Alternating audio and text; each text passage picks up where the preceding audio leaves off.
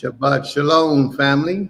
Shabbat Shalom. Oh, you say that real sad and corny and slow. You like you not even happy today to Shabbat day. Shabbat Shalom. Shabbat Shalom. May the Most High be praised. It is another beautiful Shabbat day that the Most High, the King of all creation, has blessed us with. And we shall all rejoice and be happy and sing praise to his holy name. For it is a day that so many people have not had the opportunity to experience. But yet the Father saw fit to allow us to make it. So we should be grateful. We should be praising his name at every opportunity we get to sing praises to his name for that blessing. Because there's a lot of people who did not get to see this day. But the Most High has blessed us with this day. I know I'm grateful. How about you, Ima? Are you grateful, Ima? Man, absolutely grateful. Yeah, I'm grateful. Mm-hmm. May the Most High be praised. We got a lot to talk about today, family. We got a lot to talk about. You know, you hear a lot of people say that you Hebrew Israelites are idolaters. You're worshiping the moon god. You're worshiping the moon because you pray facing the east. And, you know, it's a big controversy. It's a big subject. In a lot of understandings, it's a big subject that the children of Israel are actually practicing idolatry by praying to the east. They're actually praying to the moon. You know, the sun rises in the east and sets in the west. And when the sun is setting in the west, the moon is most likely rising in the east. So they say that you're praying to the moon. So let's see some of the similarities between that and what we do as the children of Israel to see if they're right. It just may be that we are guilty. Let's see. If you ever come across some information and you see what you have been doing was wrong, do not hesitate to stop in your tracks and change the direction of what you do from that moment forward. Do not hesitate. There are so many of us who are guilty of teaching others sinful actions, sinful behavior, when we know that is wrong. After we researched, studied, and took the matter before the king, we know that it's wrong, but yet we still teach it to others. I want to do something real quick. Hold on a second, y'all. I just want to show y'all something.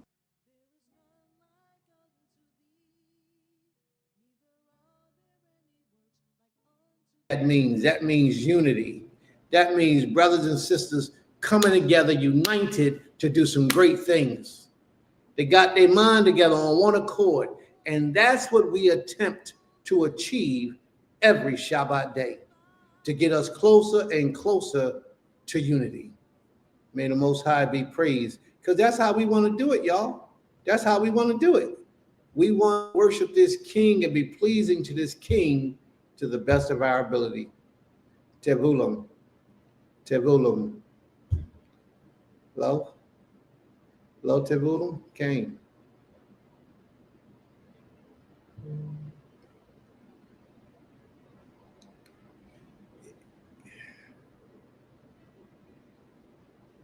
All right. Is there any questions? Any comments?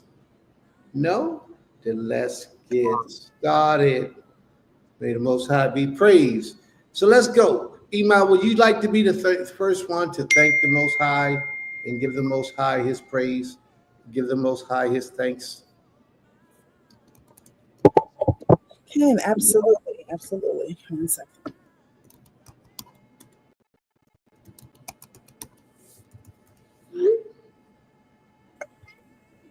Shabbat Shalom, Shabbat Shalom, Lekulam. I pray everyone is well. I pray all had a beautiful week. Giving all praise, all glory to the Creator for his blessings, for his patience, for his punishments, for the lessons learned, for everything, because it all allows us to be a better person. It allows us to be just a better servant unto him, servant to our people. So giving thanks to the Most High for that. I give thanks to the Most High for allowing us to make it to another Shabbat day, another week. Always a blessing to be and see this day, to open up our eyes, stretch our body, rise up for all those giving thanks for working bodies, tongues, eyes, all of that, because so many people do not have that. Day by day, people lose different parts of their body that used to work. So I'm grateful that the Most High has allowed me to wake up and be whole in the way that He brought me into this world. Giving thanks to the Most High for my Marine, thanking Him for the blessings of who they are to me. Stop! You pushing me! Excuse me, we're not doing that. For the blessings, my Marine, the legacy that they have.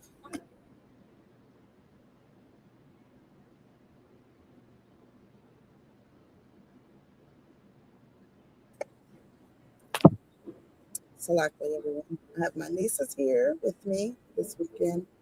But yes, I'm just thankful for the legacy that my parents have left on this earth our um, for our family as a whole, and for the community to uplift and continue to carry on. I'm thankful to the Most High for this land, for everything that He has blessed us with, and allowing us to do and be here. You know, our school, our community, our garden, just being able to sit in the land and really just bask in the glory of what the Most High has done on this earth. She said, stop. So stop doing that. Stand here and stand still like I asked you to. Told her about. Just basking in. Lechem rotzim matzah. Makkah. Lechem rotzim makkah. Akshav. Asking that the Most High continue to just be with us. Asking that He bless each and every one of you that are here today and those that will listen in the future. Just thankful that, you know, I'm always just thankful for every day, right? Especially the Shabbat day. It's just a special day because we know that the Most High set this day apart. He made it holy. He ordained it. And He said for us to rest on this day. So I'm thankful because if He did not give us a rest day, most of us would not take a rest day. I know most likely myself, my husband, I know we wouldn't because we're always doing something. So I'm grateful always for this day to rejuvenate, to rest, and just to sit in His word even more than we get to on a daily basis. So my nieces are here, so I'm gonna let them say Shabbat Shalom. Shabbat. Shalom. Shabbat Shalom. Y'all want to say what you're thankful for? Yes. And thank you for my house. Okay. And we saw a slide here. That's what you're thankful for? Okay. She's thankful because there's things here that she can play in. What about free? What free thankful? She's thankful for her house. I didn't hear free, but okay. Said it. And thank you for my house. Oh, okay. For my house. May the Most High be praised. Total Rabbah. All right. So also because they are 2 students at our school, and I'm thankful that my sister, even though they do not walk this way, I am thankful that they entrust in us to educate their children and have allowed Free to be here for the last couple of years, and now Soul is beginning her first year in pre-K. So just giving thanks because the Most High doesn't have to allow it. And that's why, it's always a reminder to be a light because those who see that light will come towards that light. And that light has to be in a positive manner, in an uplifting manner. So giving all praise and thanks to the Creator. Shabbat Shalom. May the Most High be praised. Total Rabbah. Ishi, you ready to rock and roll, Ishi?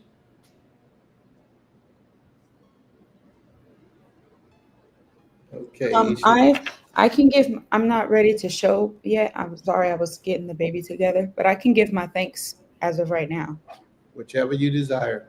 Okay, Kane. Yes. Shabbat Shalom, Mishpachah. I pray everyone has had an awesome week and an awesome beginning of your Shabbat. I am, let's see. I am grateful for family, loved ones, and deep friendships. That is what comes to mind immediately when I think of my thankfulness. I'm thankful for the Most High's mercy and faithfulness on my life. Every single day it renews, and I'm thankful that He not only is a power, our Father of accountability, but He is also a power of mercy. He's also our Father of forgiveness and everlasting mercy, and He holds true to His word. I'm thankful that He is who He is so that we can strive to be um, the better versions of His children as the days go on through our life, through generations. May our children and our children's children and our children's children's children be even better than us, Most High willing, in every way. May they be blessed in financially, spiritually closer to the Creator.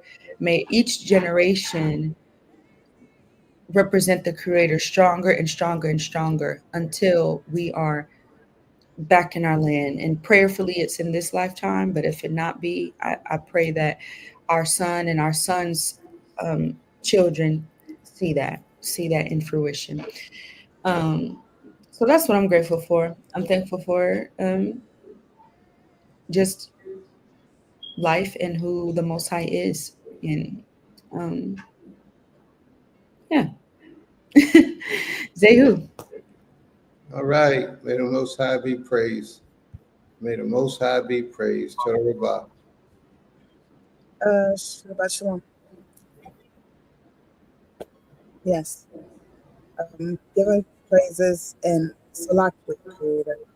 Salak with Ish. I did forget to say I'm grateful for my Ish, for the protection, the guidance, the leader that he is, the teacher that he is. Grateful for what the Most High has blessed him with to be a messenger, a teacher, a prince in this community, a prince in this way, to be able to lead and demonstrate, in a mentorship way for young men who are learning, striving to be better, striving to become strong men in this walk. So talk about for him. And then Zaquina Burrell sent me hers, so I'm gonna read it. And I'll read and Tears. Zaquina Laurel says, Shalom, Shabbat, family and friends. It's so sweet to be amongst the living. Giving thanks to the Most High for the opportunity to spend time with my Abba Father before his transition. All love, of all the love, the prayers, and for uniting with family and friends. It was pleasant delight to see Medaya at the church service representing my family. Also thankful for safe travels from Georgia to Florida and back to Georgia. May the Most High be praised. Torah. Okay. And then and Keith says Shabbat Shalom family and giving thanks for the Most High's covering while traveling. Also for family, fellowship, and good friends. May the Most High be praised. May the I Most just High want be praised. sorry. Yeah, I do want to give thanks to the Creator for traveling mercies for allowing me to make a day trip to Florida. Look, I left here. My flight was at 5 a.m. My return flight was like 6:45 p.m. And I was able to attend the homegoing celebration of life for Zaquina Laurel and Aim Keteer's Abba. And it was a powerful celebration. Just reading his book that they put his as a program. It's more like a book, and just the legacy that he left on this earth with his children. I believe what is 9 or 11 children he had, and I think it's 11, 9 daughters and 2 sons, and it was just powerful just to read all the messages from his children, his grandchildren, his great grandchildren. I mean, he had so many generations that he got to see. He was 90 years old, and that was inspiring, because so many people don't get to see generations of their family line come to life, and not just see it, but be involved in it. And just the stories that they told, especially the grandchildren, of how their grandfather would call and advise them and just check up on them and show them love, and how they carry that throughout this day. That's legacy in itself, and people don't understand how important it is. That's why communication is so important, and allowing your children not just to know who their family are, but having that opening so that the elders can reach out to the youth, because that not only gives them wisdom, but that helps the elders too to stay alive, to be strong, because they know that they have great influence, on the generations to come. So that was it was humbling, and in so many ways, and I've expressed to Zaquena Laurel and Enki Ted before, it reminds me so much of my family, the togetherness. Like, whenever when I went to their sister celebration, it was the same feeling of family, love, and togetherness. And so I was just honored to be there, and thankful that the Creator made a way, because it was a little rough at first. A little rough. No, seriously, we were searching for ways to go for over a week, and it seemed like it was just getting impossible. And then at last minute, I was talking to Amy too, and she reminded me of another city that's close to Miami, and I looked, and it was like almost 90% cheaper to do that route, and then I just rented a car, and so that was a blessing. The Most High gave that blessing, and then I was able to leave from there, and then actually go visit my sister that's right under me, and her children. And so that was a blessing to be able to hug them and just see their smiles, and we all just reminisce for a minute, and then I made it back to the airport, and everything, Most High just made everything work out perfectly as He is. And I'm grateful, and I'm just grateful that my husband continues to lead, to teach me to be in that same state of leading and being a representation of our family. So I'm grateful that I was able to do that. So, All right. May the Most High be praised. Toda Rabbah. May the Most High be praised. A whole lot to it. People have no idea, but we have a lot to be grateful for. Ima?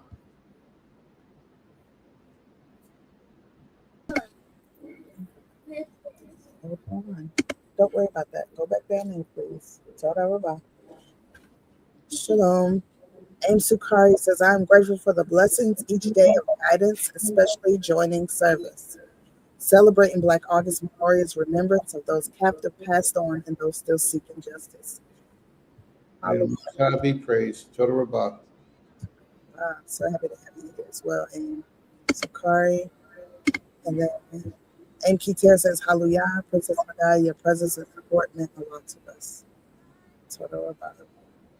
May the Most High be praised. Yeah, we gotta show up. We gotta show up. We gotta represent. We gotta support each other. More often we have to be involved with what's going on with our people. Even if we don't see you every day, when something major like births or deaths take place or marriages, we try to come together and be together and build. And like I was at a Unity Shabbat the other day, a couple weeks ago.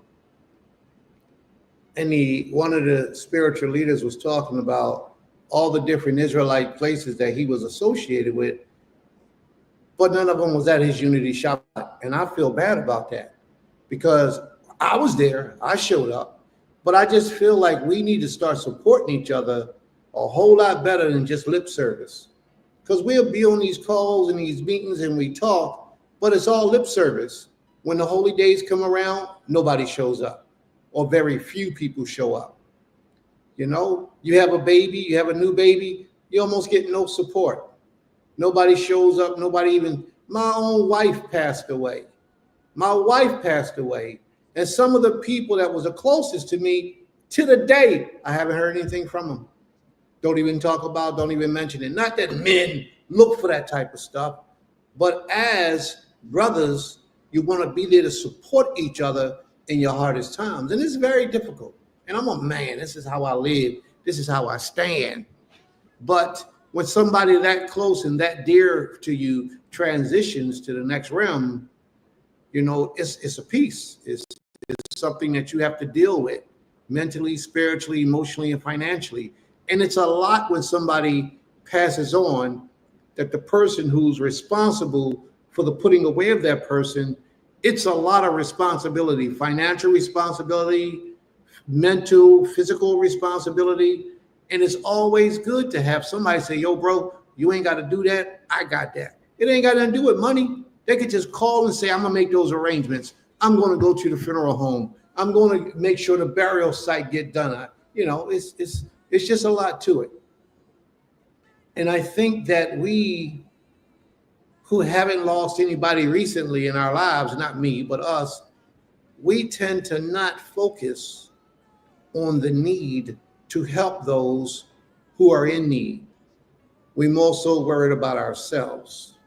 Like we got a brother right now who a sister called us the other day, yesterday, I believe it was, and she told us about her brother.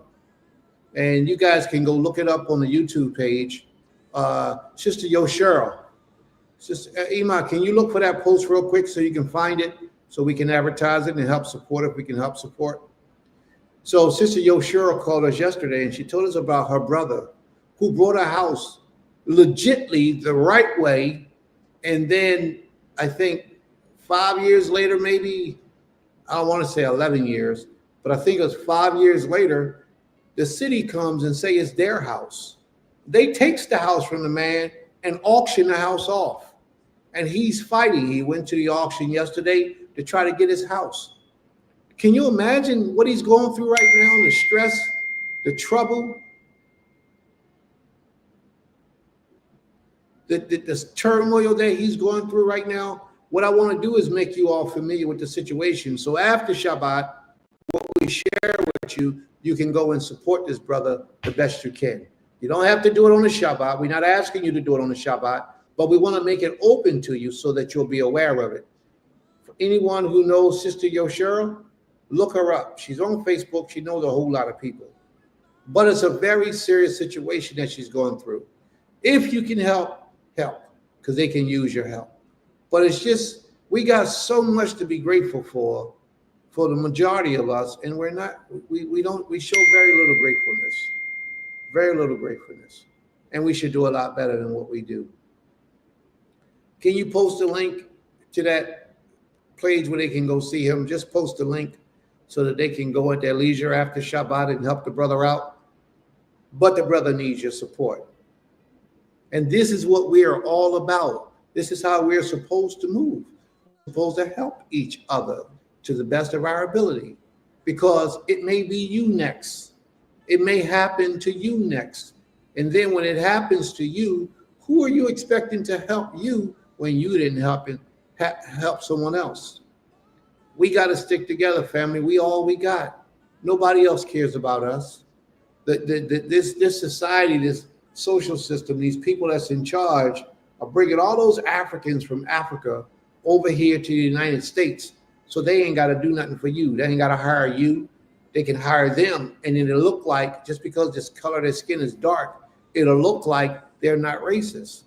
But it's not true, because they'll hire them for a whole lot less.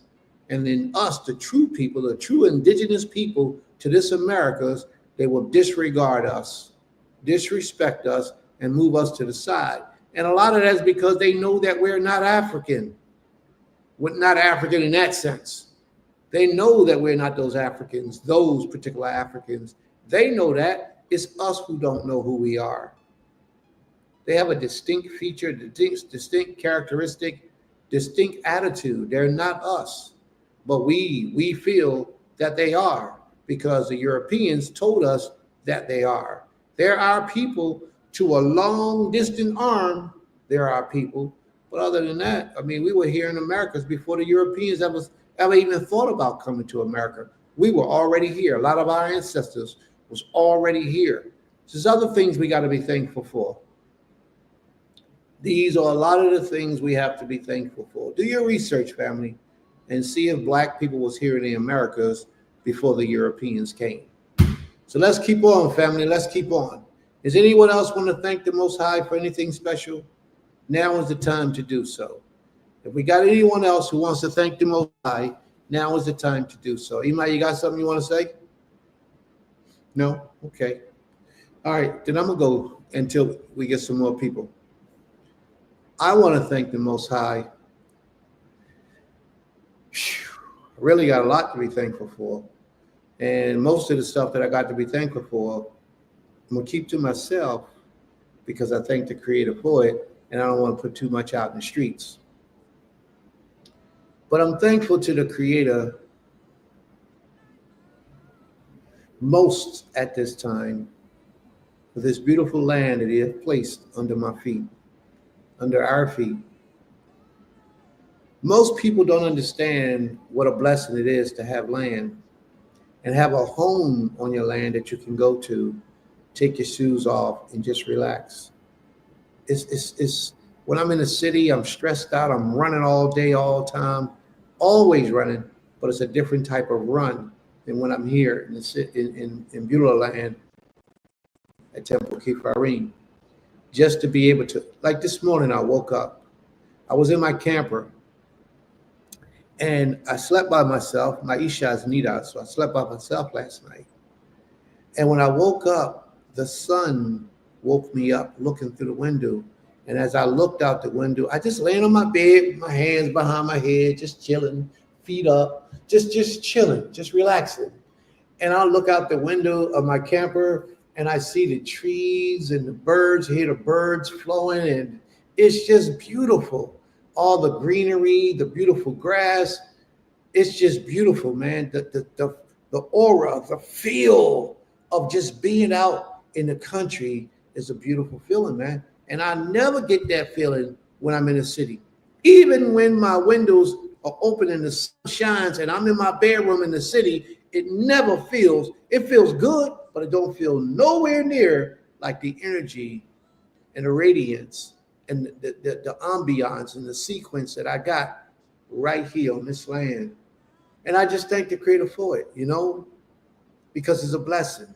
He's placed us in a position to be able to help others. People call you up, hey, Prince, I need this, I ain't got that. Well, Prince is able to help because Prince got a little bit of something. And I'm grateful. I'm truly grateful. My wife, she's able to help. Others who live here are able to help because we're grateful and we appreciate the blessings of the Most High. So many people underestimate the blessings that come from the Creator, especially His blessings of protection. Yeah, I'm gonna put a little bit of my business on the street. I had an Israelite sister who started a war with me, with this system and with the government. Started a war with me and did a whole lot of things that wasn't good. And she took it to the Europeans, to the justice system of this land, but she was denied. They turned it over and said, hey, no, Prince ain't that. That ain't Prince. He ain't. And she lost her case. And I was so grateful, so thankful. She lost her case so much that the people said, huh? You bringing this man to court after he did this for you? You bringing him to court? No, that's ridiculous. But I'm grateful because it didn't have to go that way. It could have always been, although you're innocent, and you haven't done any harm to anyone, the way that this world is designed, wickedness can prevail. But the Most High saw fit not to allow that to happen. So that's another reason why I'm grateful today. I'm grateful for all the things that the Most High does, how He provides all of my needs, Even times when it looks like I already have it and it's already set up, then I go check and it ain't there. And the Most High said, bang, there it is at its right time. I'm grateful for that. And I'm sure a lot of you get to experience that. We wake up every day, and we still here. We could be grateful for that and thank the Almighty for that as well. There are so many things that escapes your imagination that you should be grateful for to the Creator. When you was walking down the street and you trying to waiting on the corner, waiting for the bus stop, and the bus pulls off without you, and then he see you come, he stop and let you get on the bus. Take that time to thank the Creator. You know, when you stand in the doorway and watch your children go to school, well, actually, when you stand in the living room and watch your children on the computer attending GHA at Temple Kiparim School, thank the Creator for it, because it's a blessing. It's a blessing. Every little thing that takes place in our lives, we got the simple fact that we are here today with the opportunity to speak to you in this manner is a blessing. It truly is. And we're grateful. We have a holy day coming up. I believe it's the 24th of September. The 24th of September is Yom Teruach, the day of the noise. And we expect to see everyone here on the land for that holy day. You make your way here and we'll accommodate you with a place to stay, a tent, a camper, somewhere, even if we have to put you in one of the houses. We'll accommodate you. You make your way here. And if that worst go to worst, we'll take care of your hotel room. All we saying is that this is where you should be on the holy days that's coming up. And we don't want no money from you. Just give a donation. Whatever size, small or large, whatever you decide, just give a donation. We are here, and we're here to service the needs of our people. May the Most High be praised. That's the spirit that we move in. But we come here every week in and out to worship together, to fellowship together, to learn about the glory of the Most High King. And then when the holy days come around, you still hear on the screen, but yet the Most High commands for us to visit, to come together, to worship together, to see each other in face-to-face on the Moedim, on his appointed time. And these are the appointed times. So when the appointed time come around, September 24th, we expect to see everyone here. And then you got Yom Kippur. We expect to see everyone here. And then you got Sukkot. We expect to see everyone here. Now, Sukkot is for a whole week. Sukkot lasts for a whole week. So there's no reason why you can't make it during that week. You know, it is what it is. May the Most High be praised. But we're here to help our people. All right. If there's any questions that anyone has, please state your questions. But remember, this is the time right now where we're thanking the Most High for whatever we're thanking the Most High for. All right. May the Most High be praised.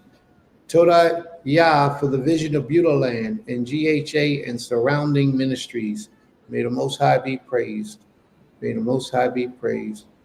I may pay a visit, Creator willing. Mr. Otter, Shabbat Shalom. Shabbat Shalom. You may pay a visit. All right. Well, let's see. We're here. But we're here to service the needs of our people.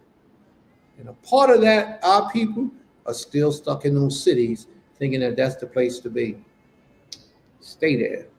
We're doing a lot of things here, Beulah Land, and a lot of things that we're doing I don't even talk about because I was taught not to disclose what you're doing because of the amount of haters come about the woodworks and try to destroy everything that you put in motion.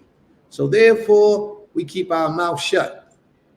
We keep our mouth shut and we just do. And then nobody knows what's going on.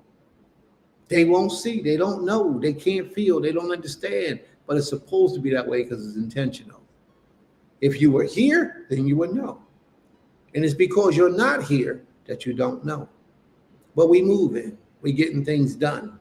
We thanking the Creator for every opportunity that he gives us, you know, to do what we're doing. May the Most High be praised. Truly a blessing that the Most High has his working through you, Abba, to acquire the land to be a safe haven for his people. May the Most High be praised. Toda Rabbah. Tehillim 17 and 59. Yah will work all the plans out while the onlookers look on. May the Most High be praised. Let them keep looking. But we need your help. We need your support. And if you can help and support, may the Most High be praised. We'll give you the information later. After the Shabbat, you can be a part of that. But we're more so concerned with the effects of your life that these lessons play. How are you being affected by these lessons? Do you see yourself coming face to face in a real life situation and you think about something you were taught on this meeting or meetings like this, and you put it into action and you see that it was the best thing to do? It was the best way to work that out. It was the best way to do that. Do you do that? Are you one of those people? Because that's what this is all about. Teaching you how to live in the real world in a manner that's pleasing and acceptable to the Most High King. Shabbat Shalom, Sister Aisha. Shabbat Shalom. May the Most High be praised. And lost but found, I don't know who you are, but may the Most High be with you as well. Shalom, shalom. All right, let's rock and roll, family. What's next, Iman? What's next? What's next is reminding everybody we invite you to subscribe, click the like button, share, comment, and hit the bell for notifications for when we do lessons, holy day lessons, the weekly Shabbat lessons, and every now and then you may see us pop up with something new just to inform or share with our YouTube community. So don't forget to join our subscribe, like, share, comment, and hit the notification bell. Next, after that, we are going to, those who have and are ready, we are time for commandments. And with our commandments, what we ask that the first 10 commandments are left for a team to do, unless they decide to do a bigger one. But all of us adults, we would like for us to find a commandment that is after the 10 commandments. Any commandment after the 10 commandments. You know, Iman, your voice is going in and out. I don't know if it's sure. Maybe your Wi-Fi is not that good. I don't know what it is. Or if it's just me. I'm the only one hearing it. I don't know. I don't know. All my bars are up, so I'm not sure. Okay. Yeah, that sounds better. Maybe it's too far back. I don't know. All right. Oh, may the Most High be praised. So the commandments are next. Who's next? Who would like to give a commandment for the day? Sister Sharon, Shabbat Shalom. And tell my brother I said Shabbat Shalom as well, sis. Tell my brother I said Shabbat Shalom as well. So who would like to give a commandment for the day? Who would like to start off? Who has researched and got that great commandment and ready to present it? Who would like to be first? I have mine. All right, you ready? Let's go. Okay. All right. Shalom, Shabbat Shalom, everyone. My commandment can be found in the book of Deuteronomy, chapter 19, verse 11 and 12. And this particular law is dealing with the city of refuge. And so it reads, verse 11 reads, "But if any man hate his neighbor and lie in wait for him and rise up against him and smite him mortally that he die and flesh into one of these cities, and flee into one of these cities, then the elders of his city shall send and fetch him thence and deliver him into the hand of the avenger of blood that he may die." And I thought this was a good law to bring out, because the city of refuge, for those who don't know, of course, it can be found in that chapter, Deuteronomy 19. But it's for if you mistakenly harmed, and with harm, not just harm like hurt them or injured them, but mistakenly killed a brother or sister accidentally. But this particular law says this man hate his neighbor and he lie in wait and then he killed him. And then that same man fled to the city of refuge. But what the elders did was they went and brought him back and handed him over to the avenger.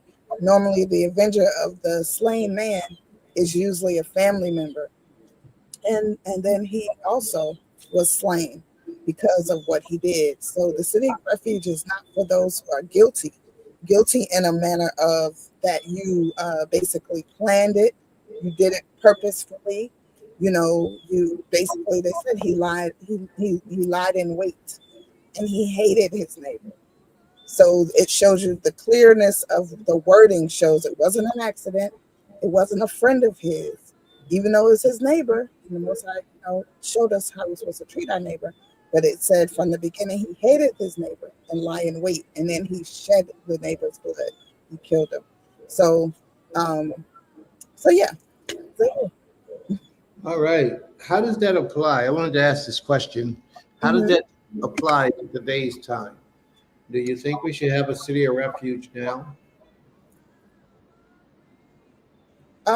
yeah, I always feel like we should have a city of refuge because when we think about we're in the country that we're in, when we think about this system, right?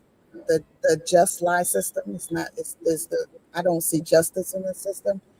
Uh, there are many people who are in the prison systems right now who have done something accidentally, but they get the same treatment in so many ways, especially if they're of our color, as if they did it on purpose. Of course, they have, misdemeanor 1 or 2, but you go into the same systems, right? There's no, a lot of these places, there are some that are starting and people who are forming organizations to find retribution for those who need it at that time, who are in these systems, to get them counseling, to get them help. But a lot of these places does not. And so I think for us, as in who we are, servants of the Creator, to have a place like that for our brothers and sisters would be helpful. But the other part is who is going to mandate these places, and the bigger question, and it's really a sad thing that we have to even approach, but it happens.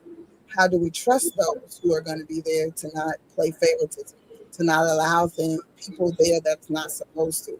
Because we see it happening just in small things of judgments or cases. We see it amongst our communities where people pick and choose who they want to either put on the forefront for something, or even as harsh as child molestation to something as small as stealing. All of those, right? We know the Most High, it's in the Tanakh, as laws that he abhors. But if you know somebody, this is what has happened, even in the world, right? People have favoritism. So it's a good question, but how would it work would be my biggest thing. But I definitely think it would be beneficial. All right. May the Most High be praised. Total Rabbah. And Total Rabbah. All right. Kazoo. Shabbat Shalom, Brother Kazoo. Blessings to you and the family. May the Most High be with you too as well. And the Yellow Dean. This is a good thing. So I got a commandment I want to say before y'all put y'all commandments up. I got a commandment I want to say. I got two, actually. The court system took the "in God we trust." You shouldn't trust in God anyway, but they took the "in God we trust" out of the courtrooms. But they didn't replace it with "in the Most High we trust." That's what they should have did. In the Most High, or in the Creator we trust. They didn't. They just took it out and removed it completely. At least even with this statement, they had some form of reverence. But now it's they took it completely out. They took it completely out. All right. So let's move forward. One commandment that I wanted to present was the book of Exodus. Let me see if I can grab it real quick. Exodus, the 21st chapter. Exodus, 21. I don't have my Bible open, so it's going to take me a little longer than I thought, family. Please forgive me. I wanted to cover a commandment in the book of Exodus. I think it's very important for people to understand what the Most High is saying. Now, a lot of people don't care, but for those who do, I think it's important or relevant that we understand these commands that the Most High has placed in our lives for us to live by. Class today is going to talk a lot about these things. Now, I'm just going to start at the 10th verse. I'm just going to start at the 10th verse, but this here actually entails a whole lot of other stuff about a man who took a slave woman as a wife and how he got rid of her and the procedures that he did. But this part here I thought was very intricate that I wanted to bring up. And the commandment is, if a man has a wife and then takes another wife, so there's laws for men if they want to have more than one wife, and that's called polygyny. Polygyny is having more than one wife for a man.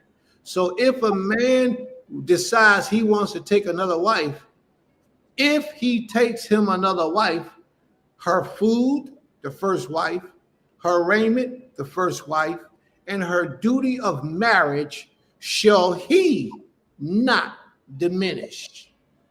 So for a lot of brothers and sisters out here in the Israelite world who are living in relationships where this guy said, I just want another wife, when he told you that.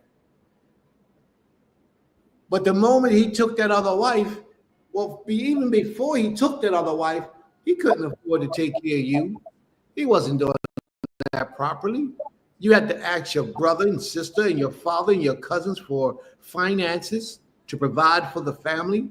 Your children couldn't even attend Temple, Beulah at Temple Kipharim School, Goshen Hebrew Academy at Temple. They couldn't even, because they couldn't pay the tuition. So your husband didn't want to go out and get a job. He wanted to be a bum. And I'm not talking about anybody striving, anybody trying to do what they needed to do. I'm talking about people that's just on hard times or just suffering. They don't have adequate income, but yet their physical lustful desires reign dominant in their lives. This is not a good trait of a Hebrew man, to allow his sexual nature to reign supreme when he knows that his good judgment says, I really can't afford this right now. So if he goes out and he takes another wife, everything that he provided for in the lifestyle of that first wife must remain the same. Mm-hmm. That's what the Most High is saying. He is still responsible for the things that he provided in the life of the first or the second or the third wife. Well, how many other wives he got? When he bring another one in. And we're not talking about all our wives live on welfare and we not doing anything to make any money. We living off their welfare check. That's not cool. We're not talking, that's not the proper way for a Hebrew man to live. This man decides he wants more than one wife, he go get another wife because the Bible, the Torah says I can. No, it don't work that way, bro. Torah also says you have to be responsible for these women. My hat is off to the brothers that's struggling with one wife, but he doing what he got to do to take care of his family. My hat is off to that. You ain't got to be rich, but you got to know your place and you got to know your ability and capabilities at that time in your life. If you can only maintain one, then maintain that one and be happy with that. And curb your sexual appetite, your lustful appetite, because it's only a possession of demons that's inside of you anyway, trying to get you to go out there and grab something that you're not ready for. So many of us meet our doom and our downfall and lose good women because of our greed and our selfishness that lies within us. Because we, the Bible, the Creator said we can, so I'm just going to go do it. But the Creator says you got to do it with a certain manner. And here it says in the 21st chapter of Exodus, verse 10, it says, if you do that and you take another wife Everything that you was providing for that first wife have to remain the same. So we overlook that a lot because the only thing we worried about is multiplying, grabbing all these women. And it's not good. A man who has multiple wives should be a wealthy man. I ain't say he had to be super rich or super nothing, but he has to be wealthy. He has to be in position to get these women houses, to supply the needs of these women, not only financially, but he has to be wealthy up here in his mind. He has to know how to move between personality and characters between the different women. You know, he has to know how to counsel them when that time comes. He got to know how to be compassionate when it's needed and necessary. He has to know all that. And most males today do not. They fail in that category and that type of knowledge. They're not patient enough to understand how to deal with that woman. Man, this one might upset the woman, but I'm going to say this one. He has to know how to command the woman to get the proper results from the woman. And most males cannot command themselves. Most of them can't command them. They'll tell themselves, well, I'm going to stop eating chicken. And 3 weeks or 3 months later, they find themselves eating chicken again because they can't command themselves and be disciplined within their own nature. How are they going to have a command? How are they going to have a command on the life of somebody else and they can't even keep to their own word in their own life? That's not how you do it. You have to first master self before you begin to multiply all these different things and responsibilities in your life. And a man who has not mastered self needs to be alone because he will mess up the life of that female. No matter how bad her life is, he cannot improve her life because he's not ready to do so. So know what I'm speaking about. The chicken brother. The chicken brother. Brothel. The chicken brothel. Okay. Shalom, Baba. Me and Koresh is here. The chicken brothel. Yeah. May the Most High be praised. May the Most High be praised. Koresh, my man. I got to see Koresh yesterday, and it was a blessing. Koresh is the man. All right. So that was my one commandment. You know, and I had to say that commandment because so many of our people, males, I'm speaking of, they use the Torah to their advantage, but they don't use the Torah to change their life. And that's a problem. That's an issue. We need to learn to use the Torah to change our lives for the better. And that's not what we're doing. All right. I want to see what this is talking about first. It says, explain honor and respect to the hoary head, our elders, is mandated by the Most High. Our elders should be cherished, for they are filled with wisdom. Yeah. That's part of her commandment that we haven't read. Oh, okay. So why is she posting it in a room? Because she said she has to post it. She said what?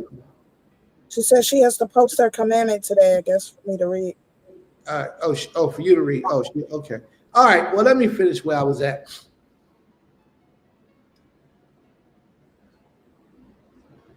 Self-discipline is important when you're in this way of life.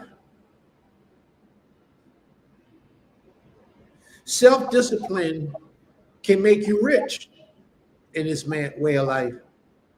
Self-discipline can get you all your desires in this way of life by first becoming disciplined within yourself, being true and being honest to self. If you say you're not going to smoke weed no more, then stop smoking weed and don't let nobody influence you to begin smoking weed again. And if you're hanging around a crowd of weed smokers, you find yourself getting weak, then that tells you, that's the indicator right there that you're hanging around the wrong people. Because the reason why you told yourself you were going to stop smoking weed is so you can improve your life. So if you're in the process of improving your life and you're around the people who remind you or keep bringing that desire to return back to that old life, if you're still around those people, then it's time to separate yourself from their company. Because those spirits that's on them is going to come upon you. And you got to let it go. Sometimes you got to let people go that you really care about because they have no good intentions for you. You don't realize it at the time, but if it goes against your principles and your morals and what you're trying to do for yourself, then you don't need it in your life. So I did have another commandment for y'all, but I'm going to let that roll. And I'm going to let my wife come on the screen so she can do her commandment. You ready, Ichi? May the Most High be praised. Ishi, are you going to do your? Iman, you going to do it? Which one? Well, she posted it, so I could. Okay, I guess you take it over. So it's Autumn's commandment is it's in the book. It can be found in the book of Wayikra, Leviticus chapter 19, verse 32. Thou shalt rise up before the hoary head and honor the face of the old man, and thou shalt fear the power. I am the creator.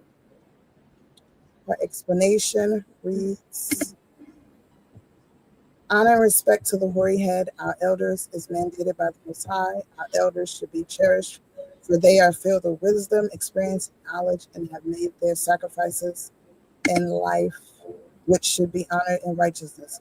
I think this art of respecting our elders has been overall lost. We've lost respect for our elders and for ourselves as a whole. I really believe that if the younger generations begin honoring the elders in their life, essential positive character building will begin. Well, I would agree with that. May the Most High be praised. Sister Tara, Shabbat Shalom. Underneath of the crown, Shabbat Shalom. Shabbat Shalom. May the Most High be praised. Imam, I totally agree with you, Ishi. Honoring the elders is extremely important. And that's something we must do. You took the commandment down. Oh.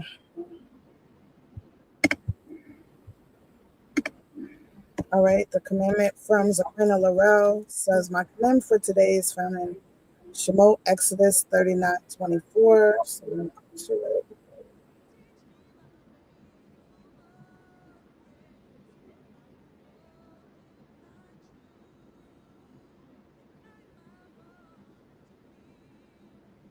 (39:24), and it reads, and they made upon the hems of the robe pomegranates of blue and purple and scarlet and twined linen.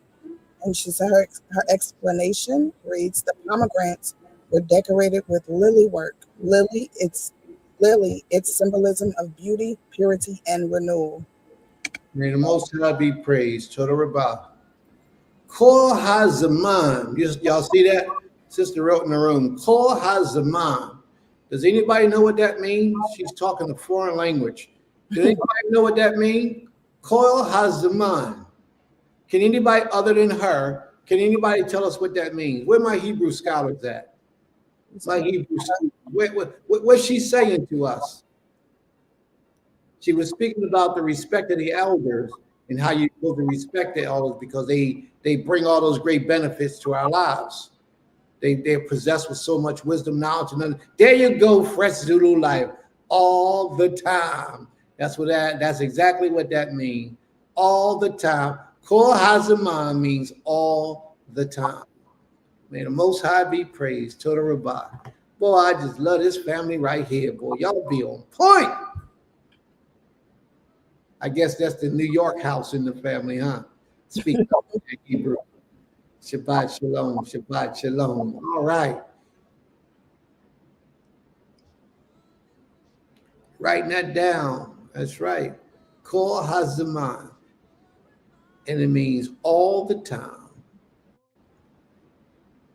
All right. Is anyone else want to give a commandment before we move on with the lesson for the day? Or does anyone have any questions about anything that they heard throughout the course of the week, the month, or the year, or their lives? You can present a question that you may have if you have any questions, or you can just present your commandment and we'll read your commandment. Where's Brother Asa? I haven't heard from Brother Asa. Brother Asa, shalom. Shabbat shalom. You all right, Brother Asa? Sister Gabby, where you at, Sister Gabby? Shabbat shalom, Sister Gabby. Ima Habared, where you at, Ima? Ima Habared, Shabbat shalom. Shabbat shalom. Where my people at? You know, y'all gotta like, y'all gotta share, y'all gotta subscribe. Where we at, family? How many likes we got today? I see 2 likes. Is that all we got? Is 2 likes? 8 likes. We only got 8 likes. I guess nobody liked the show. What's up, y'all? We gonna get these likes up? We gonna build it up? How many subscriptions? Some new subscribers we got today. Any new subscribers today? All right, no new subscribers. All right, let's get rocking and rolling, family. If there's no more commandments, and if there's no more likes and shares and subscribes, no questions, anybody have any questions about anything?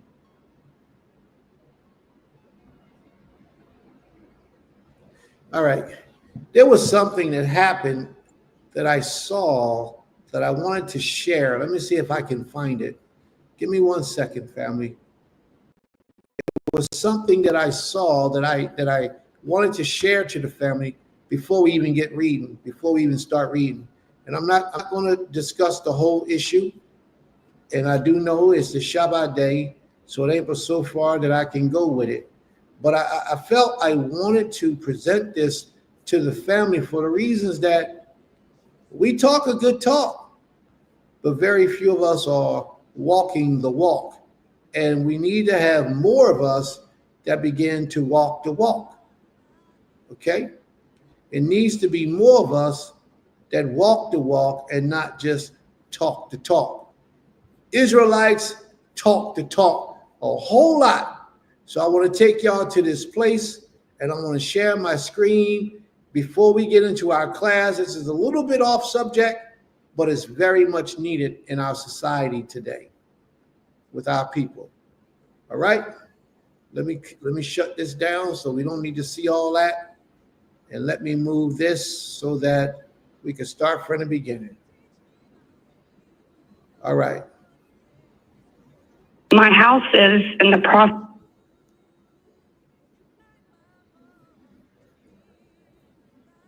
of being foreclosed on. Oh my. And I don't know if I should Can y'all just hear? throw in the towel or fight.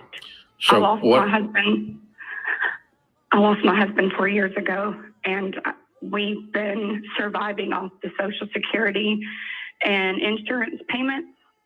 And the insurance company filed an appeal and froze the payments at the beginning of the year, and it just threw my finances in a whirlwind. And I sorry. went back to work after being a stay-at-home mom. How old was your husband? He was 36. What happened?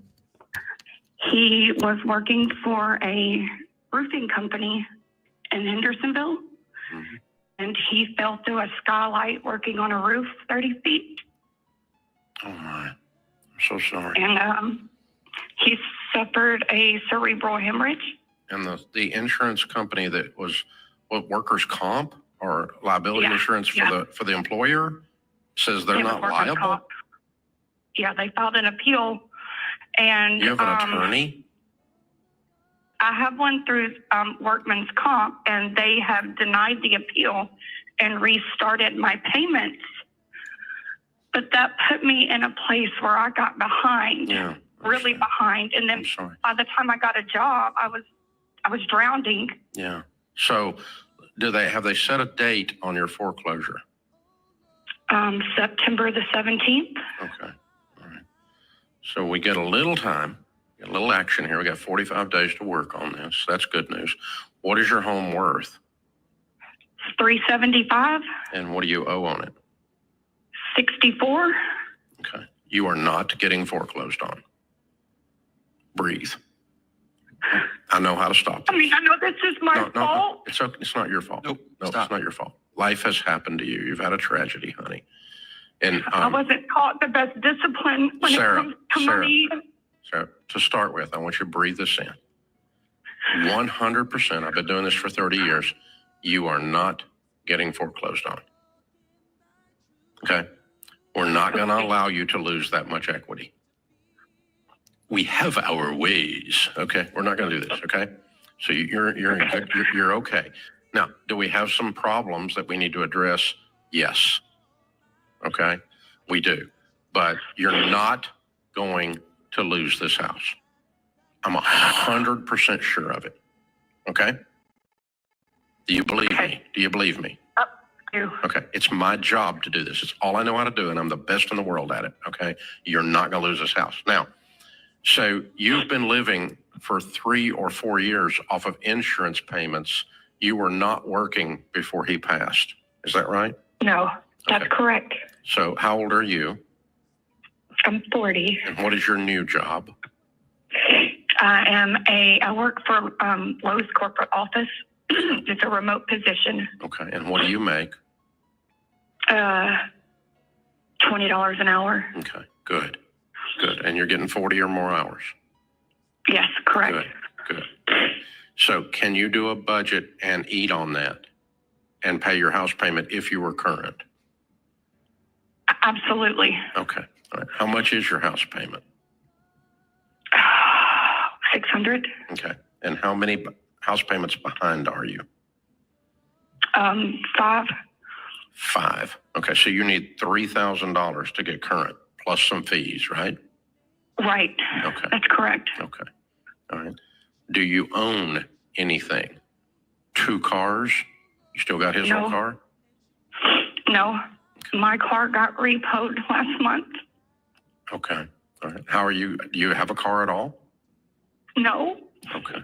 All right. And so you don't have anybody around you and family and things, do you? I lost my father 6 months before I lost my husband. Okay. How many kids you got? 4. Okay. How old are they? 2017, 8 and 6. Okay. Good. Okay. All right. Are you involved in a church locally? No. Okay. All right. So here's what we're going to do.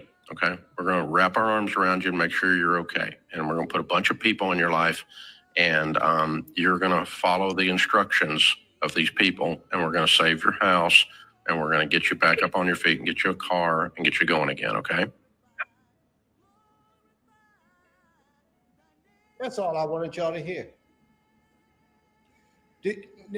Now, before I begin to say anything, I want you all to talk first and tell me what you got out of what just took place. I just want y'all to hear what her problems were and how they got resolved.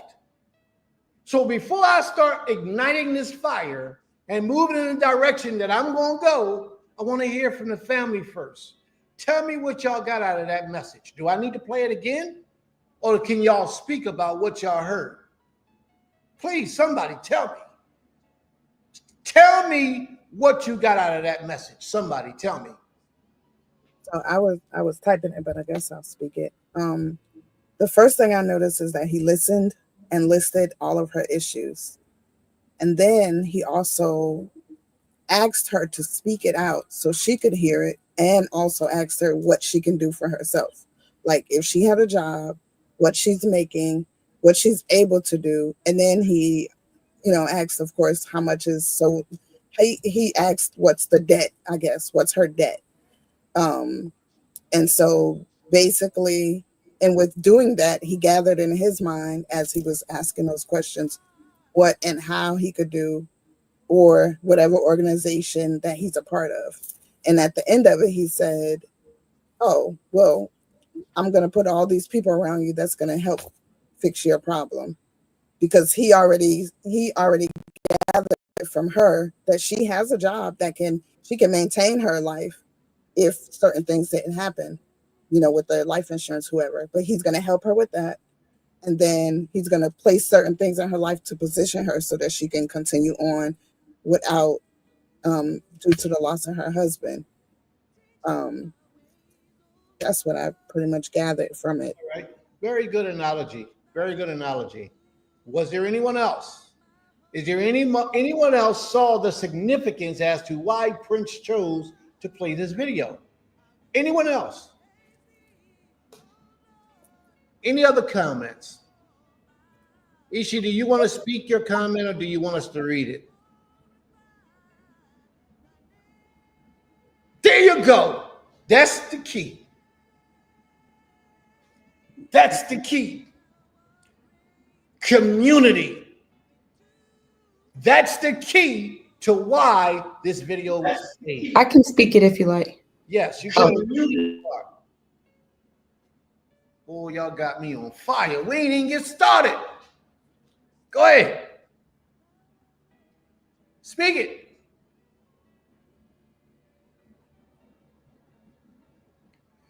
Y'all gotta be hyped, man. Come on now. Okay, Mike.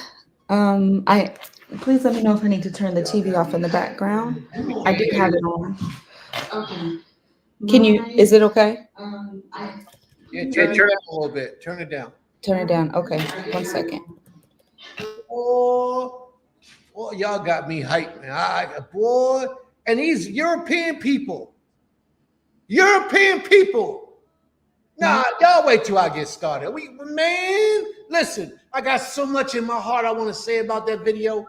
It's all on my Facebook page. Look, go to my Facebook page, you'll see it. You'll see it. But I'm ready. Boy, man. Ishi, go ahead and talk before I get started, please. Kane, I was just saying that the tragedy, big moments and unforeseen circumstances can happen at any moment, and it is best to have some type of stable community, stable people that you trust around you for assistance, especially this could happen to anyone, man or woman, but just especially as a woman, because the woman is a little bit more vulnerable than the man.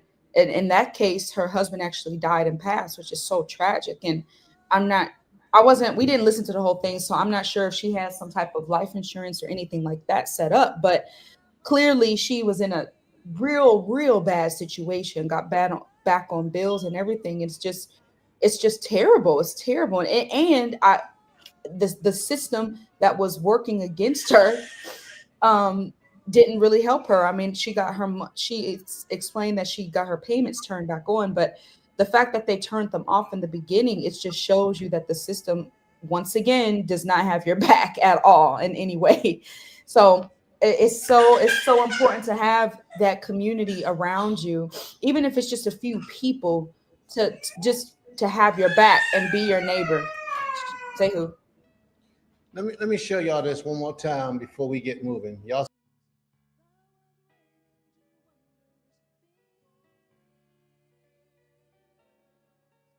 united to make something positive, something great take place. Are there any other comments? Anybody else want to say anything before I get started? Because y'all know once I get started, we're going to get it in. The brother started off with that's tragic. That's so stressful. Tragic situation. Big moments, unforeseen circumstances can happen at any moment. It's the best to have a stable community around you for assistance. You pick that out from the door. It is so important. He ensured her that he had her back, even though they didn't personally know. Man, you know how important. You know how important that is, that he was able to do that? Be careful who your leadership is. I played that video because that man demonstrated powerful leadership.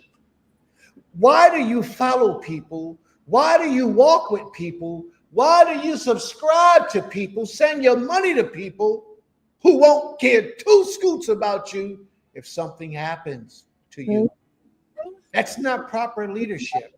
That man demonstrated what proper leadership is. He sat back, like Maisha said. He sat back, he heard that situation, he carefully marked out her problems, And then he told her exactly how we were going to fix it.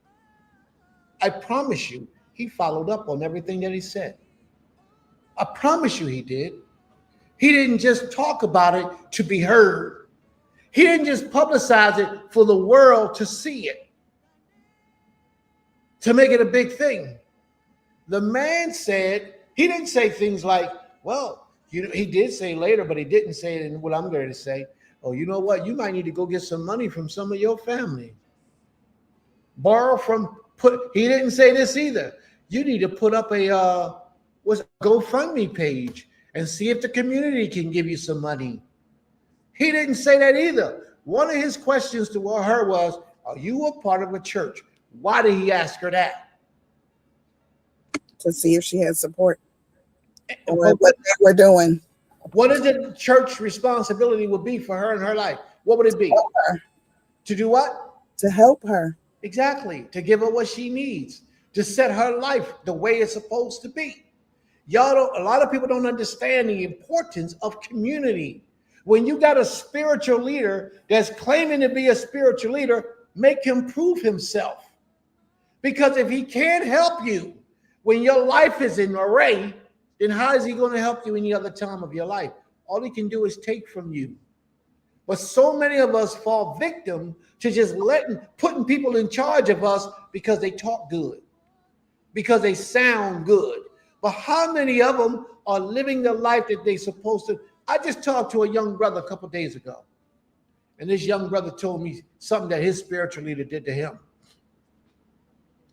He says he called his spiritual leader one day because he needed to borrow some money. This young brother's struggling. He's trying to live in a real decent life, but yet he's young. I mean, this guy's got to be 22, 23, somewhere in that area. He's trying to come up. So he calls his spiritual leader of his community, where he done did things for plenty of times. He calls him up. He says, sir. And she says, shalom, sir. That's how he said it. Shalom, sir. He says, I'm trying to buy a house from this lady. She's selling it to me cheap for like $3,000, $4,000, $5,000. I don't have the money. I don't have the money. Could you loan me the money so I could buy the house so I can get started in my life? Now, either the spiritual leader, if he don't have the money, then tell him I don't have the money. But you don't stop there. You go see if, as a spiritual leader, you go see if you can borrow the money from somebody else to get that young man what he needs to get his life in order. Now, this young man is about his business. He works every day. He grinds from morning till night. But he didn't have the money saved up, so he needed it from somebody who had it. And I mean, who had it. So the spiritual leader says to him, you know what? He finagled him. He said, you know what? What's the lady name? Where's the house at? You got her phone number? So the young guy, trusted in his spiritual leader, gave all that information up. Trusted in his spirit. Come on, where's the spiritual leaders at today? He trusted his spiritual leader. So he shared that information with his spiritual leader, hoping that this will cause his spiritual leader to do something righteous for him, to help him in his life. The spiritual leader called the lady up and brought the house up underneath from the young man, so the young man couldn't get it. The spiritual leader purchased the house for himself. And then when the young man got on his feet and said, Mr. Spiritual Leader, can I get my house back that you stole from me? You wasn't supposed to do that. I asked you to loan me the money. You went and brought the house for yourself. The spiritual leader said, give me $8,000 and you can have the house.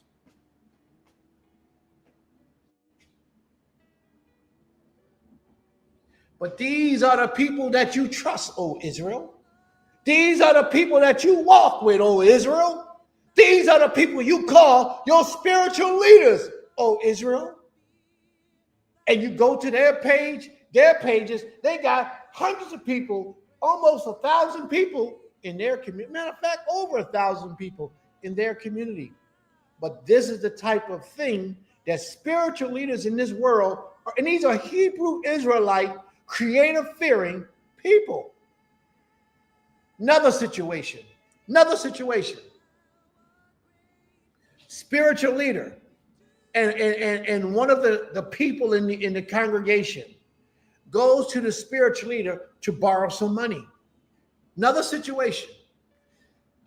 He goes to the spiritual leader and says, spiritual leader, I got this job going on and I need to borrow $15,000 to get this thing going so I can make the money back off the job. How much money you making back off the job? I'll make about 40,000. The spiritual leader told him, I'll give you the $15,000, but I want $30,000 back.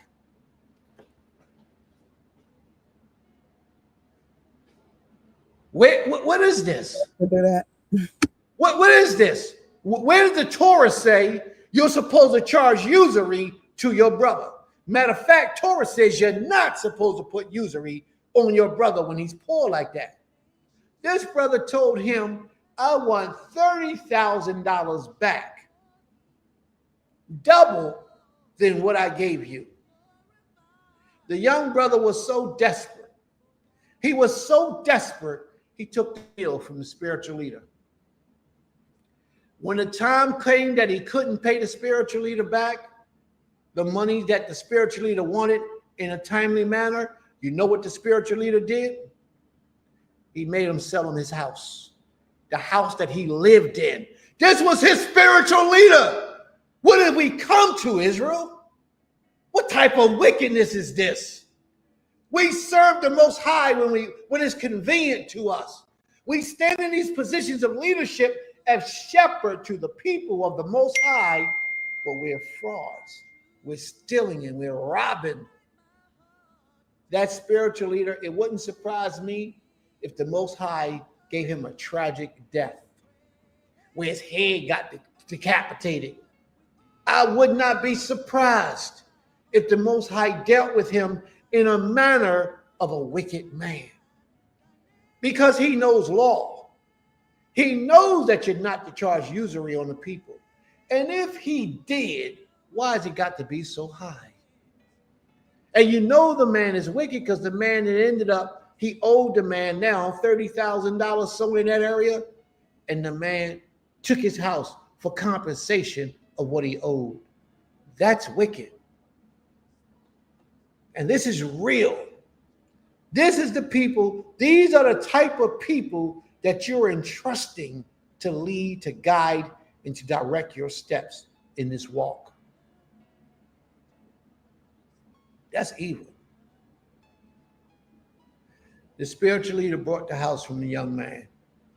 Up from underneath the young man, he told him, if you want the house that he paid $3,000 for, you got to give me $8,000. And it wasn't because he did no work and no improvements. He wanted an interest. He wanted a profit. He wanted a benefit.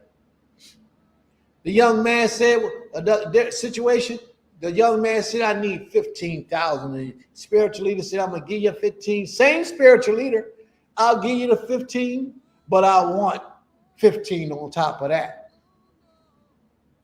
This is wickedness. This is not how Israel is supposed to lead. This is not how we are supposed to do this.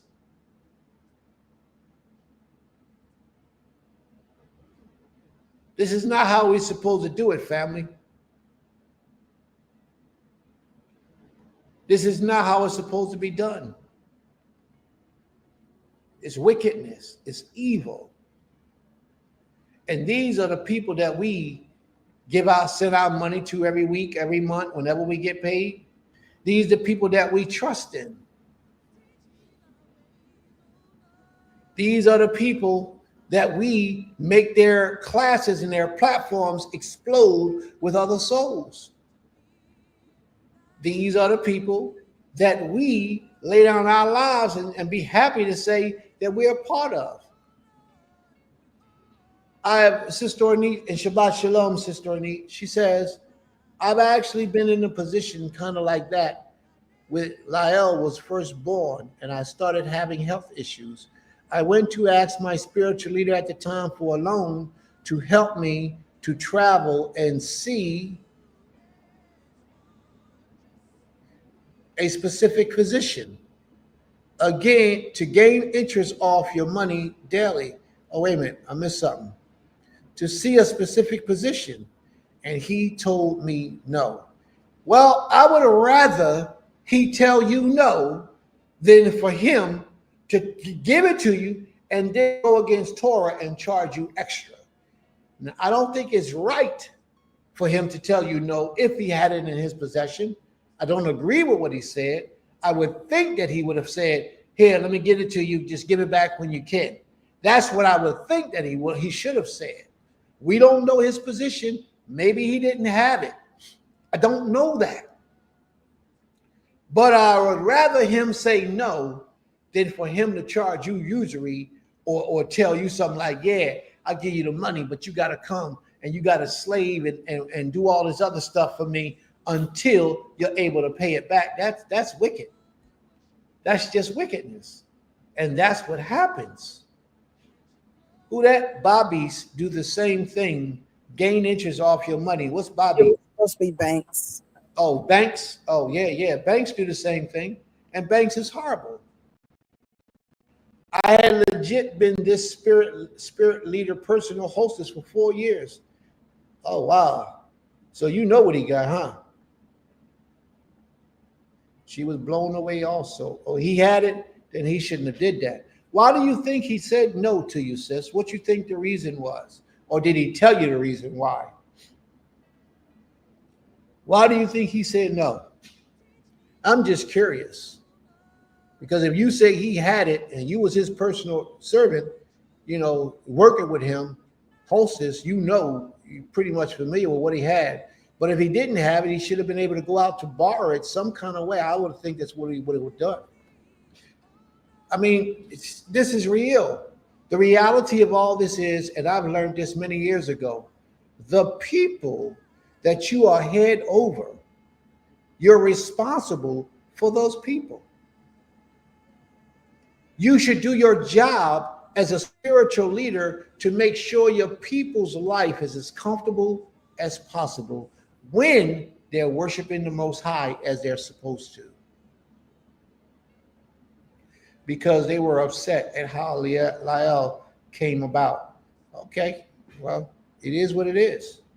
And I had moved from Atlanta to Tallahassee. Okay, so they had personal vendettas against you, and that was the reason why they didn't, and you wasn't supporting them no more, I guess. And you have served them for 4 years as their personal servant. You come over and be a personal servant for us for 4 years, and we won't treat you like that, but you're welcome to come. You come over and help us out.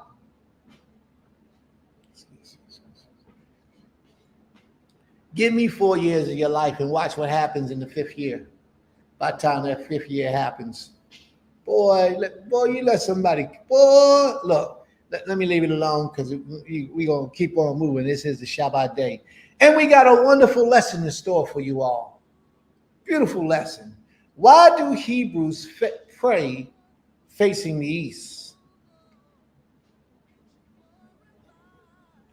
Why do Hebrews pray facing the east? So let's talk, family.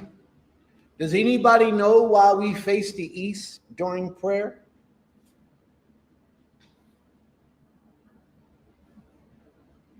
Anybody got any idea why we face the east during prayer? Anyone? Does anyone know why? Can anybody share with my Hebrew scholars that on the sideline? Why do we face the east when we make prayer? Did you want to answer that, Ema? I seen you open your mic up. Yeah, I'm not a Hebrew scholar, but I know for one, in so many ways it's referenced. That's where we are to face when we pray because of the setting of the sun, and then also because of some people, like wherever you're facing, that could be where the temple is or Jerusalem. Like I know some people just say face Jerusalem now or face home, because the east is where we, you know. So. Some people say face Jerusalem, some people say face home because that's where the east is. But why do we face the east?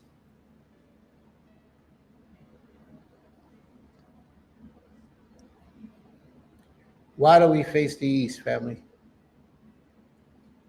All right. Keep that in your spirit and your mind. And my brothers and sisters who think y'all know, just post your answer here in the room. Sister Sharon, you're very close. Very, very, very close. Chicken Brothel says is where the sun rises to hit, what'd she say? Where the sun rises to hit that location first. Okay. What does sun rising got to do with us praying in that direction? This is very close to the answer because it's where the Most High placed his name. The sun rises first, there are set. Okay. Where Yerushalayim is located, that's true. That's where Yerushalayim is located, correct. It's because where the temple of Yisrael is located, the temple, the Most High, is located in the east. It's where Yerushalayim is located. It is where Yerushalayim is located. Supposed to be the west. The temple, if located, I believe. And this brother says, because of Shlomo's prayer. That is the most accurate answer. But what was my question? Why do Hebrews face the east worshiping when they pray? Why do Hebrews pray facing the east?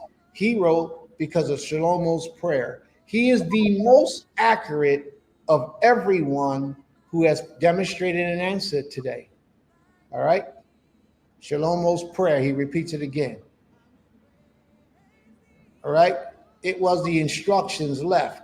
Well, I want you to find the instructions for chicken brothel that says face the east when you make prayer. It was the beginning. Okay, very good. So we have a lot of answers. We got one answer that's right on point, but it is a slight variation to that answer. Because that's where the Creator left his name. Okay, very good. To face the temple, that's the key that Shlomo built from the Most High. That's the key to this answer. But I want to share something with you. If you're not out here in the West, then you don't face the East.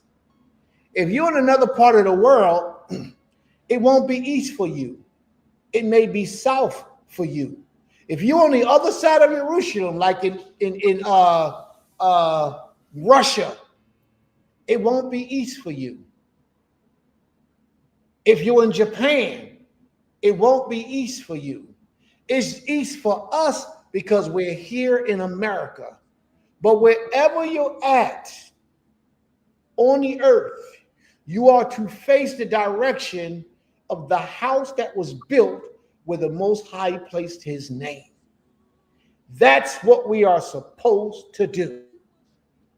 Wherever we at in the earth, like right now, my children are in Greece. They in Greece. They took a trip to the rich broke kids. That's what I call them, rich broke kids. They the richest broke children I know. They ain't never got no money for nothing, but every time a trip, a concert, a show come up, they got money. So like I was saying before I was so rudely interrupted, wherever you at in the world, now they're in Greece. Israel is not east of Greece, but Israel is east of us. The holy mound where the Most High had the temple built, Mount Moriah, is not east of Greece, but it's east for us. So because we're here in America, we pray toward the grounds, the sacred grounds that the Most High established the temple and placed his name there. So all those answers were correct, just needed to be consolidated and put in a concrete form.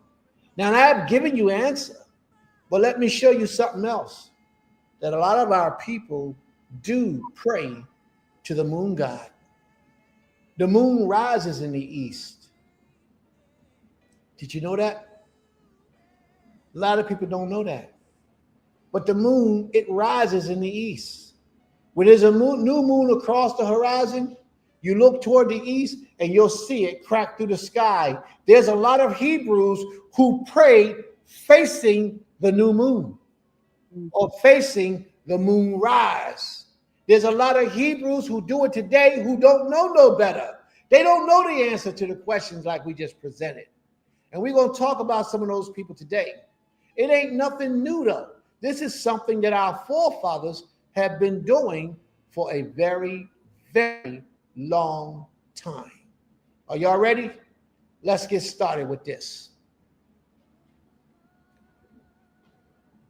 The word came to Yirmiyahu concerning all the Jews which dwelt in the land of Mitzrayim, which dwelt at Migdal and Taphanes and Noph in the countries of Pathol, saying, thus saith the Most High of hosts, the power of Yisrael. Y'all with me so far, right? We in the book of Jeremiah, Yirmiyahu, chapter 44. That's where we at so far.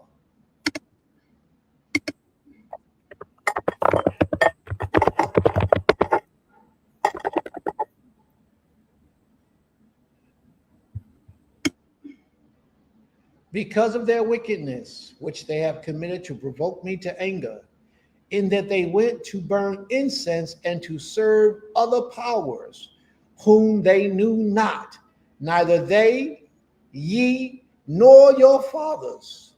Howbeit I sent unto you all my servants the prophets, rising early and sending them, saying, oh, do not this abominable thing that I hate. What was it that the Most High hated at this time? The Most High, and I want you to hear me with your keen listening ability, because I will say this, and for those who are guilty of this, it will rise over your head. You won't even hear it. You will not even make the comparison in your life that you are guilty of a sin that our ancestors are guilty of 3,000 years ago. And you're still promoting it today. So pay close attention to what's being said. Because of their wickedness, which they have committed to provoke me to anger, in that they went to burn incense, and not only did they burn incense, and they served other powers whom they did not know. So our forefathers didn't know these powers, neither they nor ye. You don't know them, and their fathers didn't know them. He says, howbeit I sent unto you all my servants the prophets, rising early and sending them, saying, oh, do not this abominable thing that I hate. So he saw us beginning to sin. He rose up early, which means he approached this situation in his conception. Early in the beginning, he sent prophets to cause us to cease from worshiping idols and images and things like the sun, the moon, the stars, things like JC and things like Allah, Buddha, and all these other Mishnah and all these other deities that the Creator said is not him. He says, but they hearken not, nor incline their ear to turn from their wickedness, to turn no incense unto other powers, to burn no incense unto other powers. Now, burning incense to other deities, and to serve deities is that you are giving your adoration. Every time you mention the name of the Most High, you got to mention the name of that deity. See, these things are real with the Most High, but I'm going to show you today that these are practices that we do where we don't reverence the Most High. It was to one point where I used to know a community that I would fellowship with, and this community actually lived in Dimona, Israel. And the man that lived in that community, His name was Ben Ami. Good friend. Ben Ami was a nice guy for the most part. And these people have become so infatuated with Ben Ami that every time they read the scriptures and it would say Yo Hey Wahe, they would say Ben Ami. Matter of fact, it will go a little bit deeper. They would say Abi Ben Ami. Abi means my father in Hebrew. My father Ben Ami. Everywhere you read in the scriptures, like verse 2, it says, Thus saith the Most High of hosts.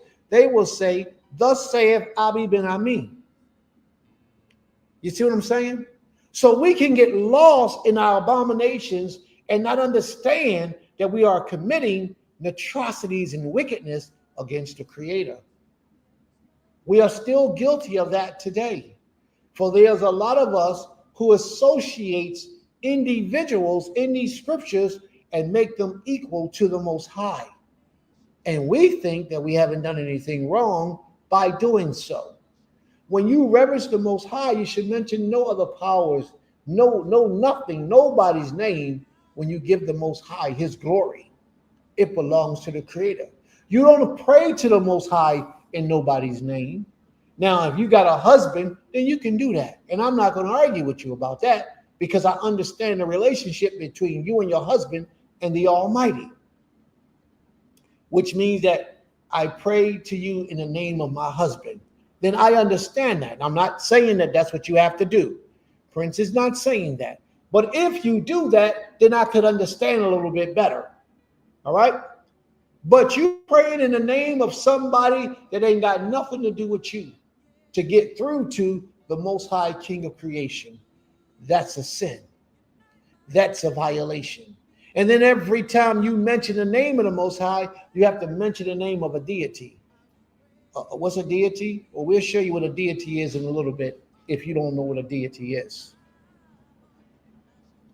Verse 5. It says, But they hearken not, nor incline their ear to turn from their wickedness, to burn incense, to burn no incense unto other powers. Wherefore my fury and my anger was poured forth, and was kindled in the cities of Yahudah and in all the streets of Yerushalayim.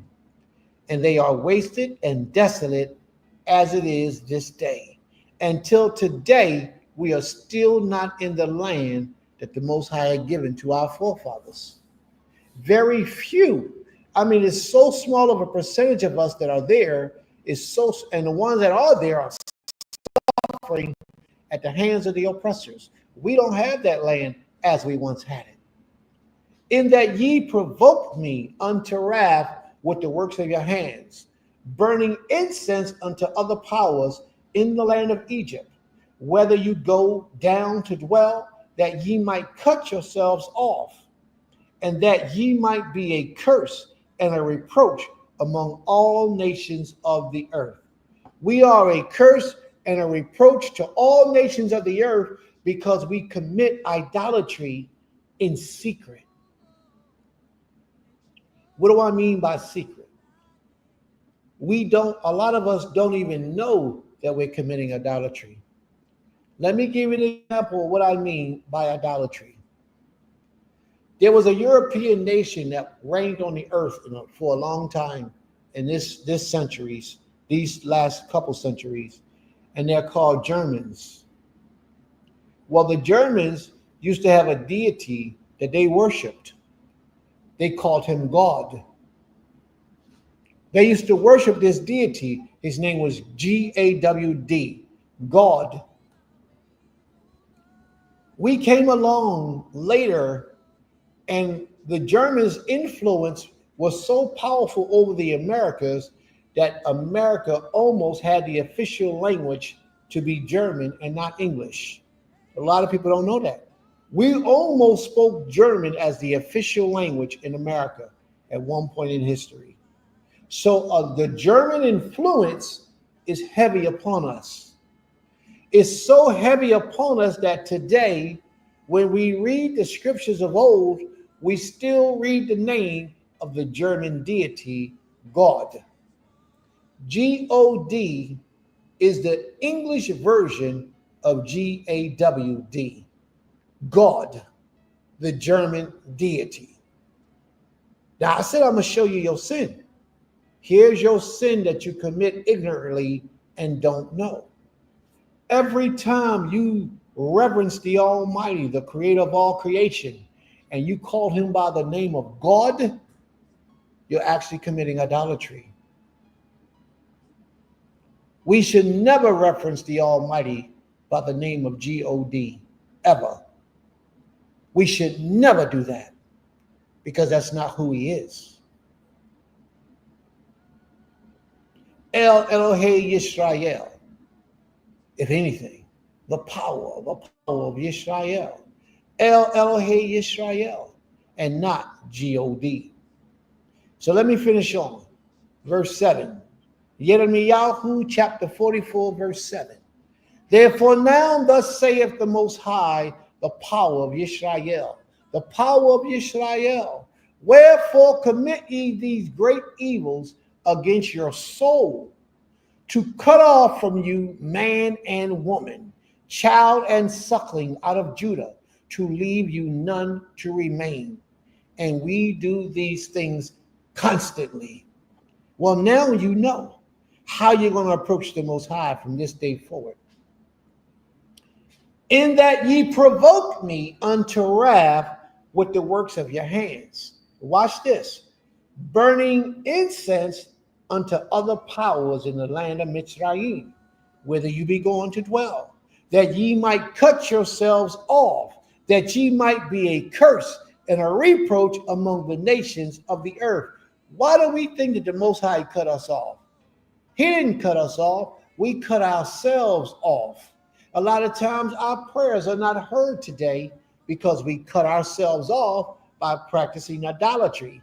And some of that idolatry is out of ignorance because we just don't know no better. Have ye forgotten the wickedness of your fathers and the wickedness of the kings of Judah, the wickedness of their wives and your wickedness, the wickedness, now watch this now, and the wickedness of your wives, which they have committed in the land of Judah and in the streets of Yerushalayim. So this lets you know he's talking to these men. He's saying, brothers, your women are wicked and you do nothing about it to correct them. There's a lot of Israelite men today who live in this life and feel like as long as she serves me, gives me what I need, and supplies my needs, she can do whatever else she wants. She can worship, she can go to the masjid and worship in the manner she does in the masjid without the true knowledge of who they're worshiping in the masjid makes it a sin. You follow me? That's what makes it a sin. She can go to the Catholic house of worship and pray to that image, that statue of that man on a cross, that stand on a cross, whether he's black or brown, and worship that image of that statue and that man, because that statue is supposed to represent the spirit of GAWD, God, that's supposed to be God. It's okay for her to do that as long as she serves me. That's what a lot of males teach today. And a lot of leaders teach those types of things. That it's okay for a woman to be married to a man that will not allow him or her, that will not allow her to worship the Almighty. That's not okay. If you're married, if you're a woman and you're married to a man and he prohibits you from worshiping the Most High, he prohibits you from serving the Creator, if you feel anything inside yourself, then that lets you know that you shouldn't be married to that type of man. And if you're a man and you're married to a woman and you think it's okay for her to go to church and worship the Christian deity, no matter if they call them black or white, if you feel like that's okay, you're in violation as well. We're only to worship the Most High, King of all creation.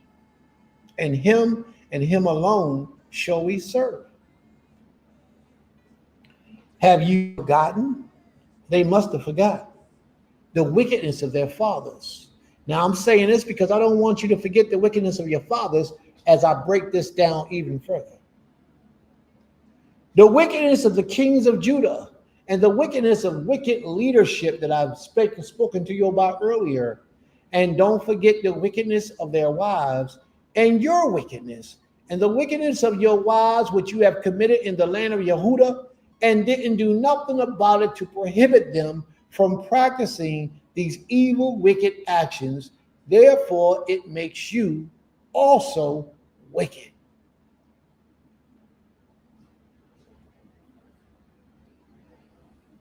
They are not humble, saith the Most High, even until this day.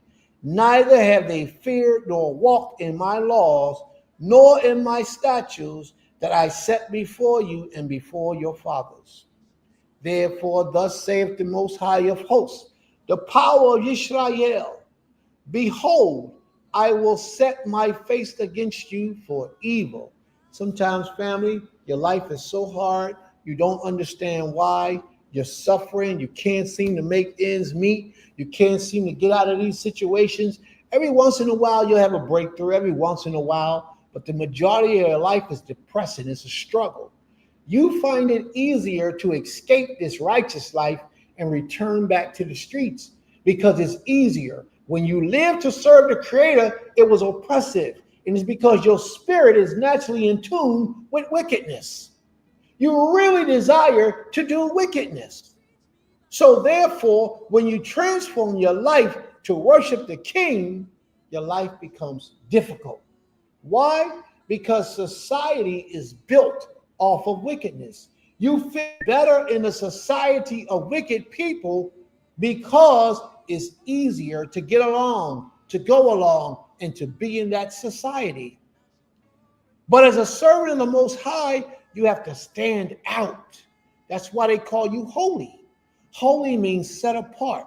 You're not like everybody else. You're not doing what everybody else does. You don't take pleasure in what everybody else. I'll be at a party.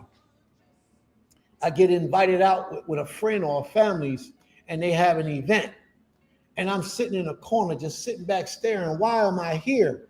So therefore, I stopped doing that.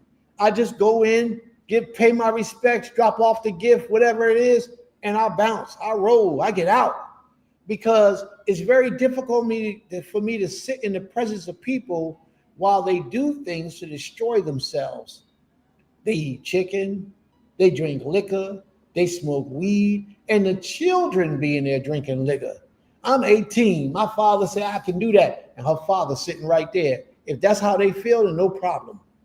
They dress with shirts with no bras, titties all hanging, nipples hanging out through the shirts. And I'm sitting here watching this. I can't do it. I got to go. I can't be a part of this. Why is there so much wickedness? Girls come in with the booty shorts, with the butt cheeks hanging out. You can see the hair on the coochie from the front of her shorts because she got it cut. Oh, it's just horrible. It's not a good thing. There's no spirituality, there's no holiness, no sacredness in that place. So why should I remain there? But we have to be strong enough and disciplined within ourselves to separate ourselves. That's why they call us holy, because we separate ourselves from that. But when you're walking and you're separating yourself from all the wickedness that people involved with, your life becomes a different type of life until you're comfortable with it. And until you're comfortable with it, your life becomes depressing. I can't do this, I can't do that. If you sat down and you laid down the rules and regulations as to what you do in your life and what the average person does in their life, they would look at your life and say, I don't want that for myself. Because they want to be able to wear pants. And when I say pants, I mean tight pants. Where they cleavage is showing, their coochie is showing. They want to wear shirts where their cleavage is out, where it is exposed. No Israelite sister should be walking around with the center line that goes through her breast exposed. You should never see that as an Israelite sister. Never. No Israelite sister's breasts should be having on these shirts that's tight, and she got big breasts, and the shirt is displaying her bra and the size of her breast and all those things because her shirt is so tight. Sister, you need a double size larger than what you normally wear if you got big breasts. You need to cover all that up. Those things are for your man. So therefore, to have to go by these rules and guidelines in this society is depressing for a lot of people. So it's easier for them to live the life of the world than it is for them to live a righteous life. I saw a sister yesterday. I've never met her in life. She's here in the room, but I never met her in real life. But when I saw her yesterday, she was dressed like she should be, regal, like a queen, like an Israelite woman who fears and wants to serve the Most High, as she should be. Dressed almost to the floor, loose fitting, nothing tight, you know? And that's the way it's supposed to be. She's struggling in her life to maintain that righteous life because, and so are we, because the world around us is full of wickedness. A lot of people will give up this Hebrew life, as she confessed to me that she did at one point in her life. A lot of people will give up this Hebrew life because it's depressing. It's hard. It's so much sacrifice that you got to do in order to walk this life before the King. And people don't want to do that.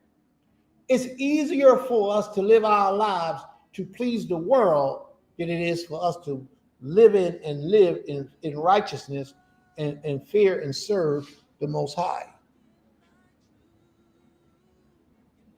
It just says, leadership is a part of being adaptable to all environments. And that's why I went and showed up and gave my gifts and I left. I'm not going to sit in the midst of those things, because one thing that we have to realize that when we sit and allow ourselves to be open to certain situations and environments, the spirit of those people take hold of us. And then a little while later, we start having ideals and thoughts and desires that we would have never had we not been in that place. And it's because the spirit of those people take part of you and become a part of you. How many of you ever dreamt or started thinking about homosexuality? Women liking women, men liking men. How many of you have ever thought like that?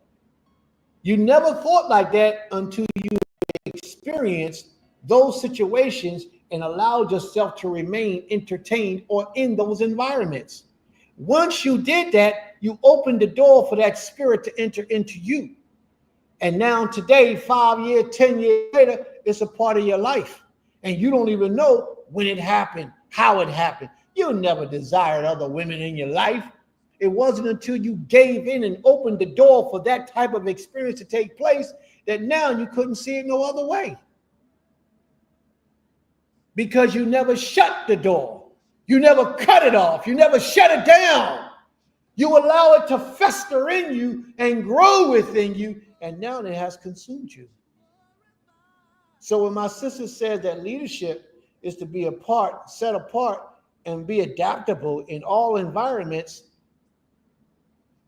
I was adaptable, but I realized what wasn't righteous, what did not, it couldn't have had no benefit on my life in my desire to worship and serve the Most High.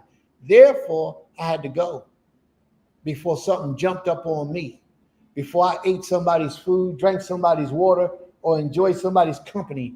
By me walking out, my essence told that spirit, you can't come up in here. Now, had I sat in that place and enjoyed the company of that place, then my essence would have been telling all those wicked spirits, it's okay, I'm being entertained, come on in. And then I'll start 2-3 weeks later, different thoughts is coming into my mind because those spiritual possessions are taking hold of me. So I don't submit myself to those types of things. I shun them. I run from them. I avoid them. How do you think a lot of dudes became homosexual today? Because they allowed the spirit of homosexuality to come upon them. They let it happen. A lot of dudes sit down and watch pornos with their girl. Now they watching the porno movie with their girl, and it's all right. They watching the porno spirit with their girl. And all of a sudden, the two dudes start sticking each other. And he's still watching it. with his girl. Oh, I'm with my girl, man. I ain't no homo. I ain't no faggot. I'm with my girl. That's how it starts. If you allow that, if you even let that entertainment in your mind and you don't cut it off with your spirit, then it's going to affect you. You just gave that spirit permission to come upon you. A lot of us got habits and traits that we didn't have 10, 20 years ago. We got desires that we didn't have 10, 20 years ago because we stayed there, we let that spirit in, and we never gave it a restriction. It came in and it proliferated within us. It grew. It took control. It commanded us, and we became a part of that. And now we got men desiring men, women desiring women, and animals, men desiring to lay with animals, women desire to be licked up by animals, all type of wickedness because you open your spirit and you allow it to come in. You shouldn't.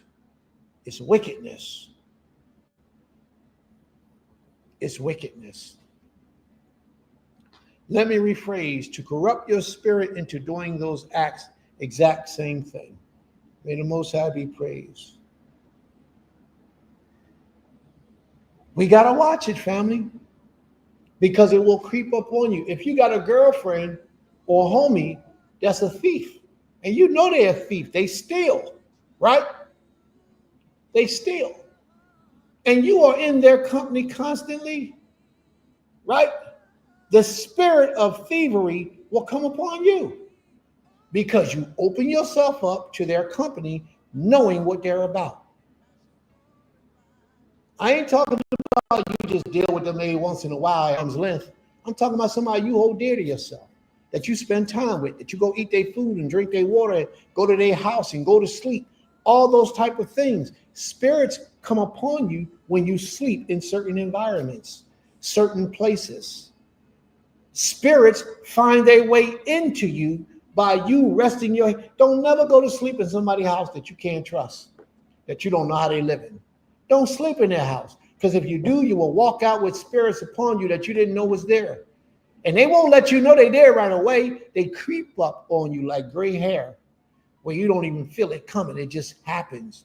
And then all of a sudden, 2 weeks, 6 weeks, 3 weeks, 3 months later, you'll be performing acts that you've never done before, that you never imagined, that you never desired for yourself. You're starting to do things that you would not normally do. 5 years later, after you start the first time, you start thinking that it's a part of you, and it's not. You let it in, and it consumed you. And now you are that way because you let it in 5 years ago. Well, the same way you can let it in, you can let it out. All you have to do is tell it no. When that desire that you know that is unrighteous comes up and raises its head, tell it no and run from it. You can put it out the same way you let it in. Let's get back to our people. Jeremiah 44. Let's start at verse 13.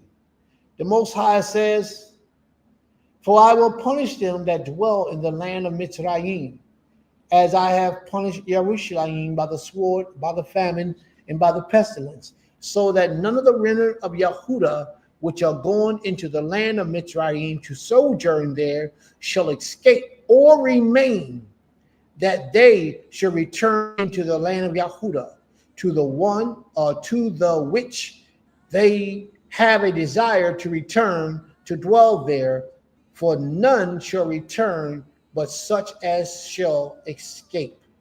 What do you mean? He says none of the people will return except those who have escaped.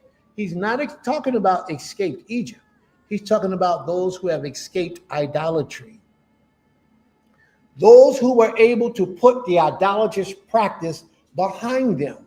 They will be the ones who will be able to escape back to the promises of the Most High. They will be able to make it back. But as long as you keep binding partners with the Most High, as long as you keep saying, I watched this one documentary on Facebook. It wasn't even really a documentary. It was a dissertation. A young brother put it up. And in the brother's teaching, what he said was, at the end of his teaching, "I'd like to thank the Most High in Christ. I'd like to thank the Most High in Christ. I like to thank the Most High in Christ maybe 10, 15 times throughout the video. He doesn't even realize he's committing idolatry. He's committing idolatry. You don't tie nobody to the Most High.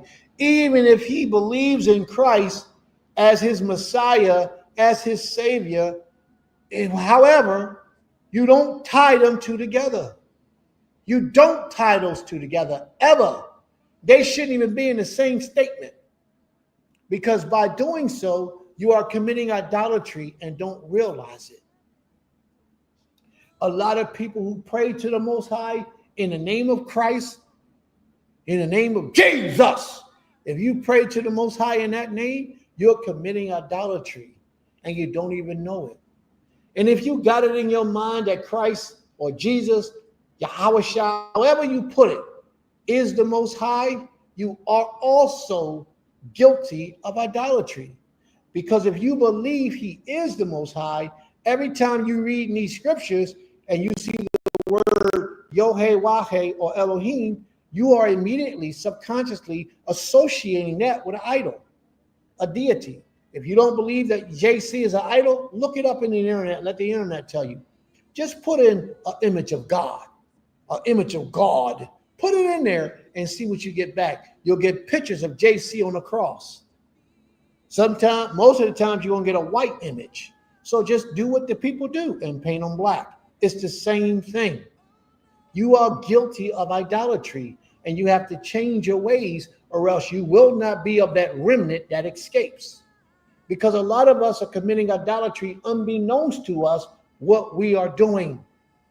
A lot of us truly don't know. It's not our desire, but a lot of us are guilty of a lot of us are guilty of idolatry without even knowing. For I will punish them that dwell in the land of Mitzrayim. Let's go down to verse 15. And let's pick up on verse 15. Yirmiyahu chapter 44, verse 15. Now watch this part.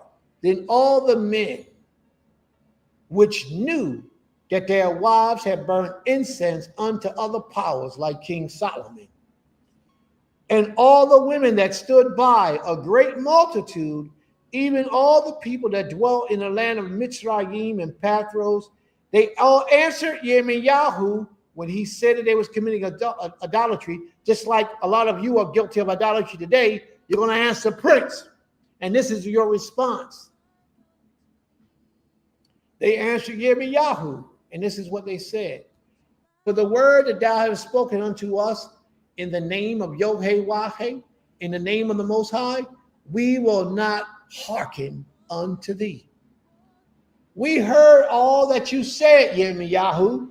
We heard all that you said, Prince, but none of that matters, Prince, because you don't know what you're talking about. I had my best life when I was worshiping Yahweh Shai, when I was worshiping Jesus, when I was worshiping, what's the other name that they got for him? Christ. When I was worshiping him, I had my best life. So, Prince, you don't know what you're talking about.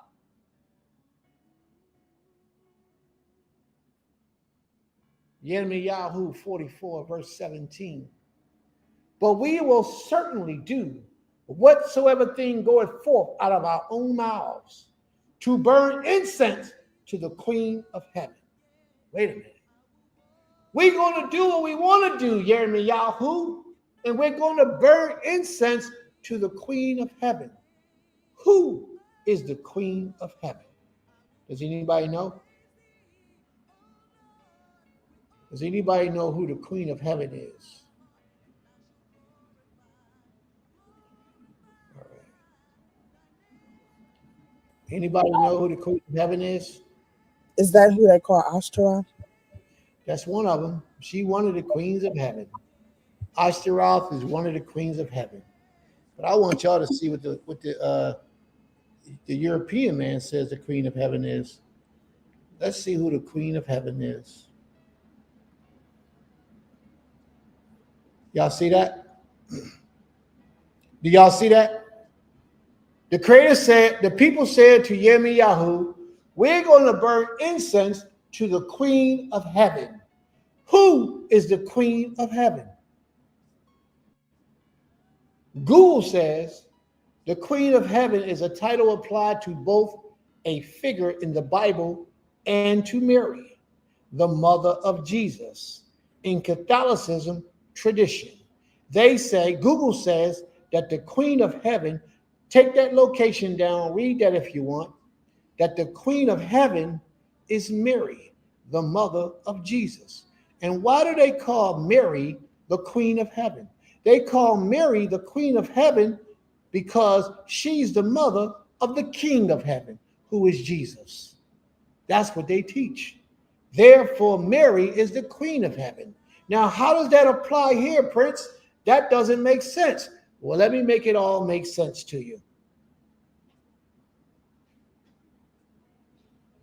Our forefathers during the time of Yirmiyahu was before 300 AD when JC was born.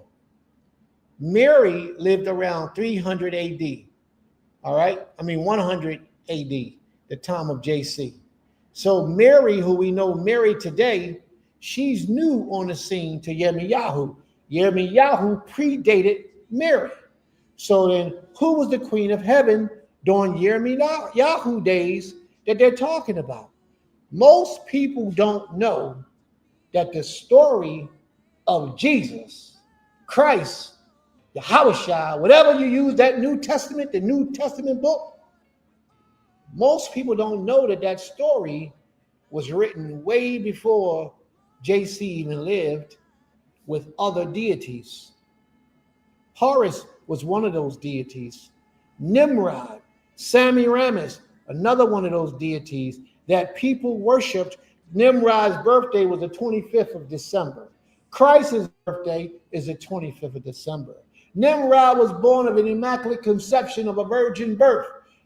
His father died. His mother didn't have a baby with Nimrod. Semiramis, the same woman he ended up marrying, was his mother. He married his mother. She claimed that the spirit of her father came and visited her, and she had a baby with the spirit, the virgin birth story. Horus, the same thing happened with Isis and Osiris, where they bore Horus. Horus got killed by his brother because they was fighting. Isis took all the parts of the body to put the parts back together, and the penis, some kind of way, he visited her, and Isis got pregnant and produced Horus.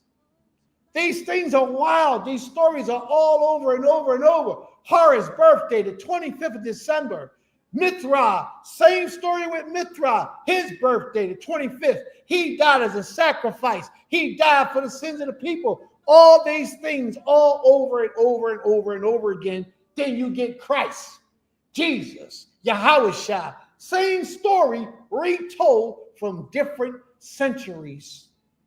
So when you get the story of JC in 100 BC, the first century, that story had already been told.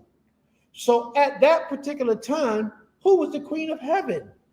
The Queen of Heaven foretold the story of JC because they did it with Horus. They did it with Nimrod. They did it with Mithra. They did it with all these different deities. Do a Google search on it. How many deities was born of an immaculate conception? And they'll tell you. And most of them was way before JC was even born. The Queen of Heaven was a deity that we burn incense to. So when you get to the story of JC, it's just picking up on that same instance. Now Mary has become the Queen of Heaven. And today, if you look at our people, we're still burning incense to Mary. How many of our people are in the Catholic churches today? Yes, right. It's all recycled over and over and over, and we're still guilty of these abominations that we are committing before the Most High. How many people, our people, are wrapped up into Christianity today? I know that you say you're a Hebrew Israelite and you don't practice idolatry, you don't practice Christianity, but you do.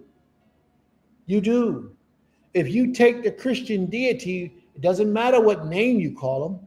If you take the Christian deity and incorporate it into your worship of the Most High, you are practicing idolatry. It has not stopped until today. Just like my sister said, it's recycled. And most of us are guilty. Now watch this. Verse 17, Yirmiyahu chapter 44, verse 17, because it's something important here that I want to get up to.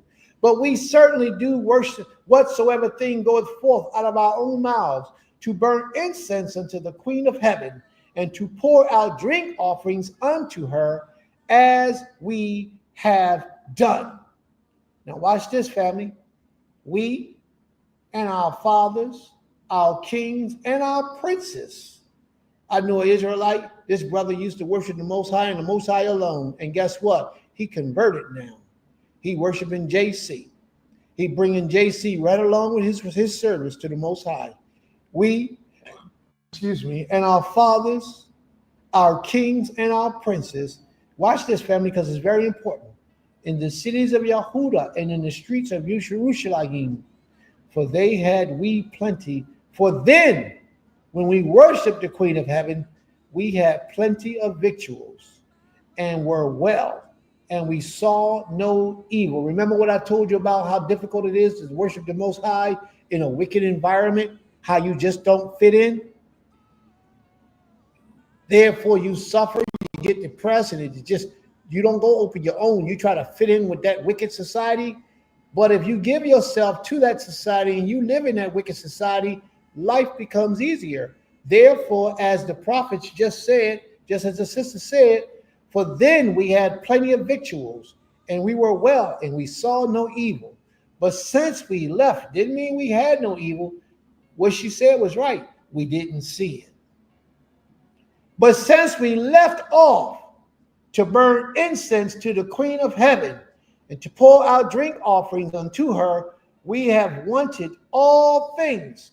Once we stopped practicing idolatry, we began to want for things. But as long as we was wrapped up into that idolatrous world, we didn't want for anything. And that's how it is with real life with us in this century that we're living in today. It will be so easy for us to live and be like everybody else in the world because we'll fit in. No more, your job tell you to come to work on Shabbat, you can go to work because you ain't got no reason not to go to work because you just like them. You can wear any kind of clothes you want. You can look as sexy as you want to look, being a female. The men can wear whatever they want, being men or males or however it goes. It is so much easier to live life as a heathen than it is to live life as a servant of the Most High until you fully embrace your life as a servant of the Most High, and you just know that life is going to be difficult. As a servant of the Most High, you go to the store, you got to read the ingredients to make sure there's no pork. Well, if you're not serving the Most High, you ain't got to read the ingredients. You could go buy whatever you want, eat whatever you want. But as a servant of the Most High, you go shopping for clothes, you got to read the tag on the label to make sure your clothes is 100%. If you wasn't serving the Most High, you don't have to do that. You go to the store, you can see something triple acrylic, triple acrylic, and you can buy it and put it on your body, and you won't have no problem with it. Do you see the difference in that? There is so much stress taken out of the situation when you live like the world, as opposed to all the stress being upon you when you live a set-apart life. So why would I choose to set apart life and bring all that stress upon myself when I can choose to live like everybody else in the world and don't have no stress? A lot of people have made that decision and they walk away from the Most High, because to serve the Most High requires you to be a certain way. A lot of people don't want to be a certain way and don't want nobody holding them accountable for anything that they do. Therefore, this life of serving the Most High, as she stated in the scriptures, is too difficult. It's so pressing, and all evil falls upon us. They found it easier to amalgamate within the ways of the world as opposed to the ways of righteousness. Verse 19, and when we burnt incense to the Queen of Heaven and poured out drink offerings unto her, Did we make her cakes to worship her and pour out drink offerings unto her without our men? The men was right there with them, worshiping the Queen of Heaven. Who's the Queen of Heaven today? Mary. Do you worship the Queen of Heaven? Of course you do. Of course you do. You're guilty of the same abominations as your forefathers a long time ago. It's just been recycled in a different form. You're doing the same thing that they did. The same thing that they did. But you don't think so.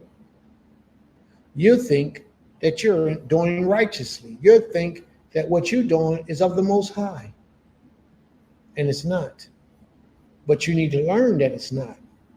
And it's not just you're not going to just learn that overnight. You got to be taught that. Therefore, the Most High has to raise up certain men to educate you in the ways of righteousness, to reveal your secret sin unto your face, because a lot of us can't see it. Let me tune it up a little bit for you so you can see it a little bit better. All right? It says, as soon as Solomon, we're going to 1 Kings, I don't want chapter 9. I want chapter 8. 1 Kings chapter 8, not 9. Because we're dealing with a very intricate question here. Why do Hebrews pray facing the east? Very intricate question. A lot of us are guilty of idolatry. And a lot of us are worshiping the moon god. A lot of us are. But we're pretending, or some of us do it in our ignorance and don't realize what we're doing, but we're guilty. Yes, we are guilty of idolatry. Now, we're ending up in 1 Kings chapter 7, verse 51. Why do Hebrews pray facing the east? Are they practicing moon worship?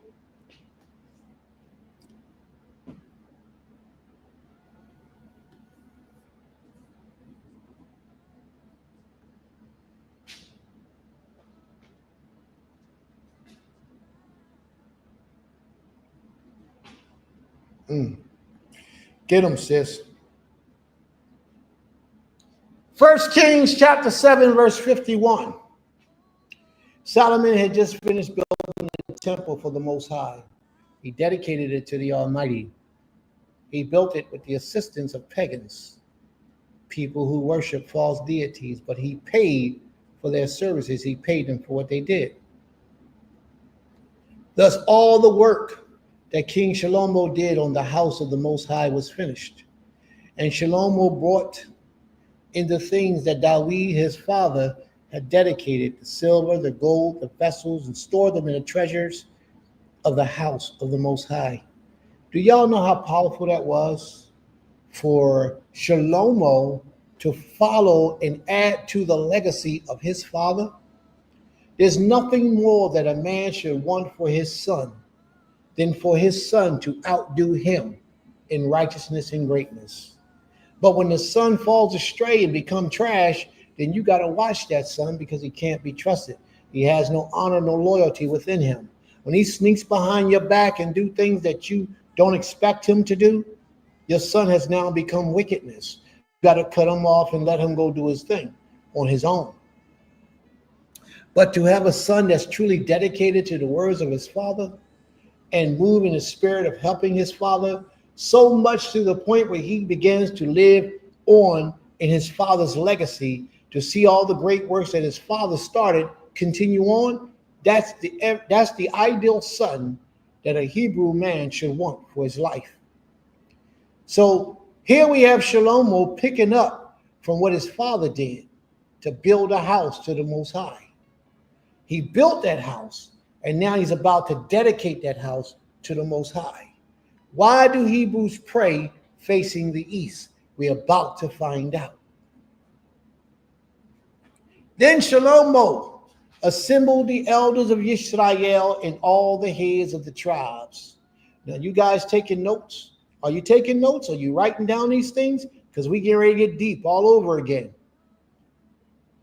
Shlomo assembled the elders of Yisrael and all the heads of the tribes and the leaders of the fathers' houses of the people of Israel before King Shlomo in Jerusalem.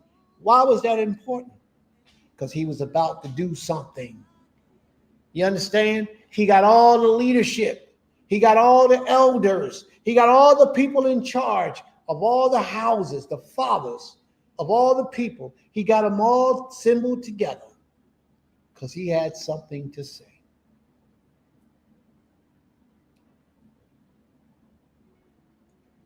He brought all these people got together before King Shlomo in Jerusalem for a purpose.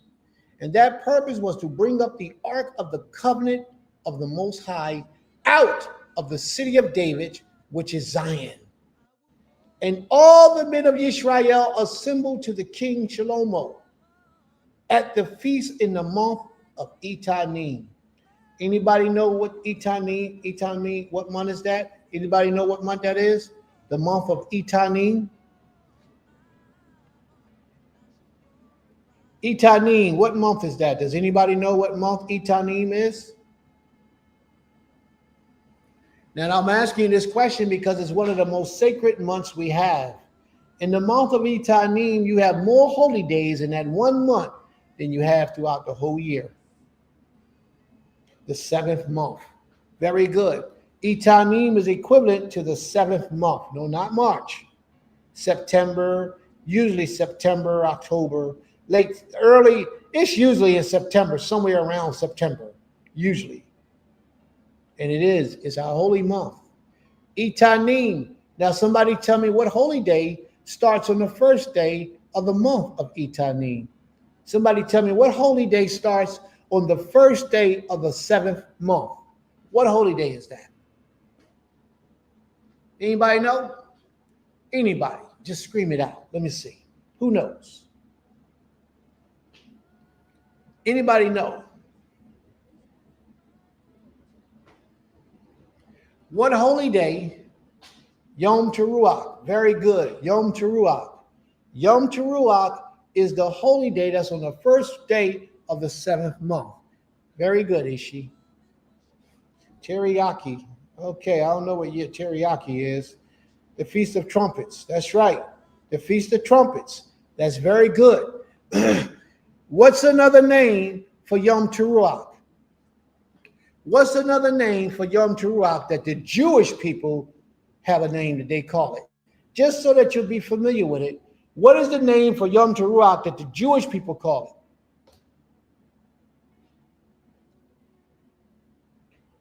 What name do they call Yom Teruah?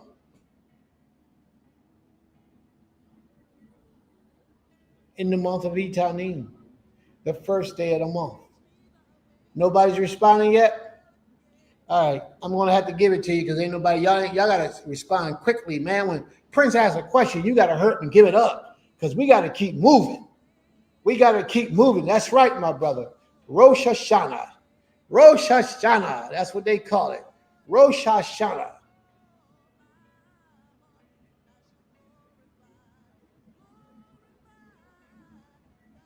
We're on 1 Kings chapter 8, verse 2. Rosh Hashanah. That's right. That's what they call it. Rosh Hashanah. Anybody know what Rosh means? They call it Rosh Hashanah. What does Rosh mean? Anybody know what Rosh means? Yes, Rosh means head. Rosh means the head. Rosh also means the first, but the first being the head. Rosh Hashanah, and Hashanah means the year. So the Jewish man actually call it Rosh Hashanah, the head of the year, or the new year, as my brother Kezu put it out there.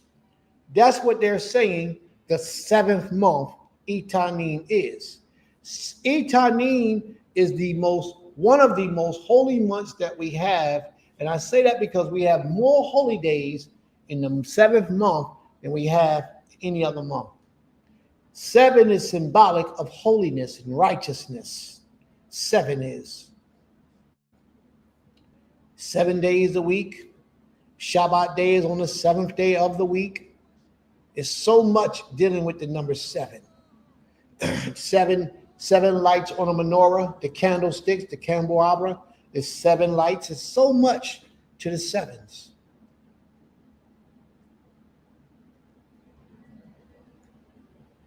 First Kings chapter 8, verse 2.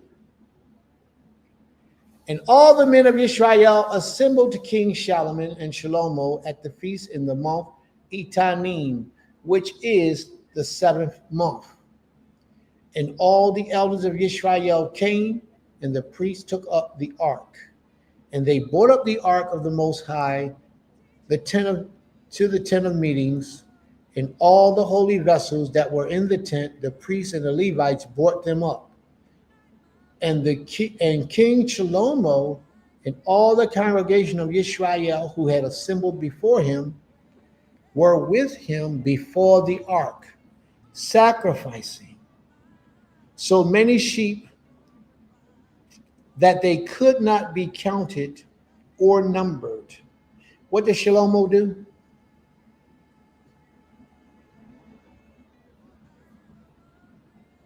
There were so many sheep that King Shlomo brought up and had sacrificed that there were so many they couldn't even count them all.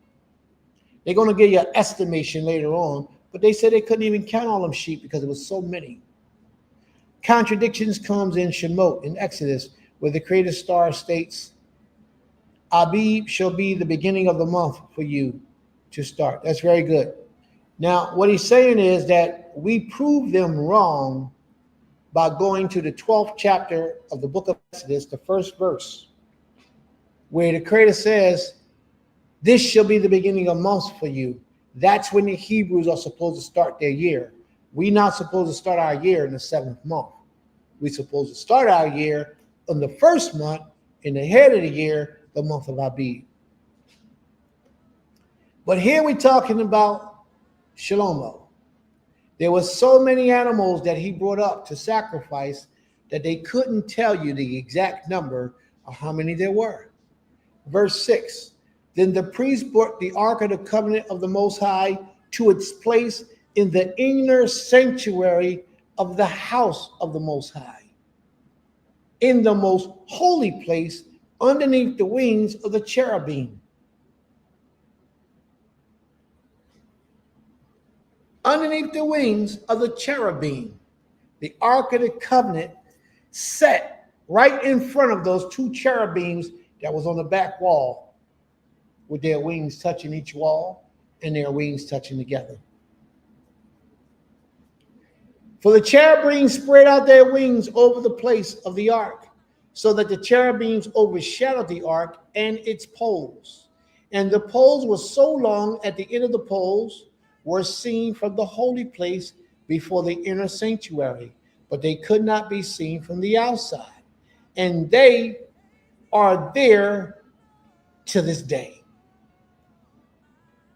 There was nothing in the ark except the 2 tablets of stone that Moshe put there in Horeb, where the Most High made a covenant with the people of Israel when they came out of the land of Mitzrayim. And when the priest came out of the holy place, a cloud filled the house of the Most High, so that the priest could not stand to minister before the cloud, for the glory of the Most High filled the house of the Most High. Now, when I read that, I couldn't stop but to want to say to you, that's how you knew the Most High was with you. Because when you said, you spoke, you did something, the Most High will show a physical manifestation of his power before your sight. Well, the ones that the Most High show now today, a lot of us don't see it. We don't see the physical manifestation of the Most High in our lives today for a lot of us. And part of that reason why, part of that is because we don't give the Most High his proper glory for the things, the true things that he does for us in our lives. Like when we come up and we start class and we give everybody the opportunity to thank the Most High, Very few people get on here and thank the Most High for the little things. We might thank the Most High for a new car, for a new wife, for a new house, and those things are so big, but for the small, intricate things, we don't give that glory and contribute those small things to the Almighty. But in fact, those small things are all compiled together to make one big thing. So even the breath of life that he breathed into your nostrils and got you up out the bed, that was a small thing because you do it all the time, but that played a role for the big thing because that breath of life that he gave you enabled you to go out and make your money that day. So it's really a big thing, but you contributed a small thing, therefore you don't thank the Most High for it.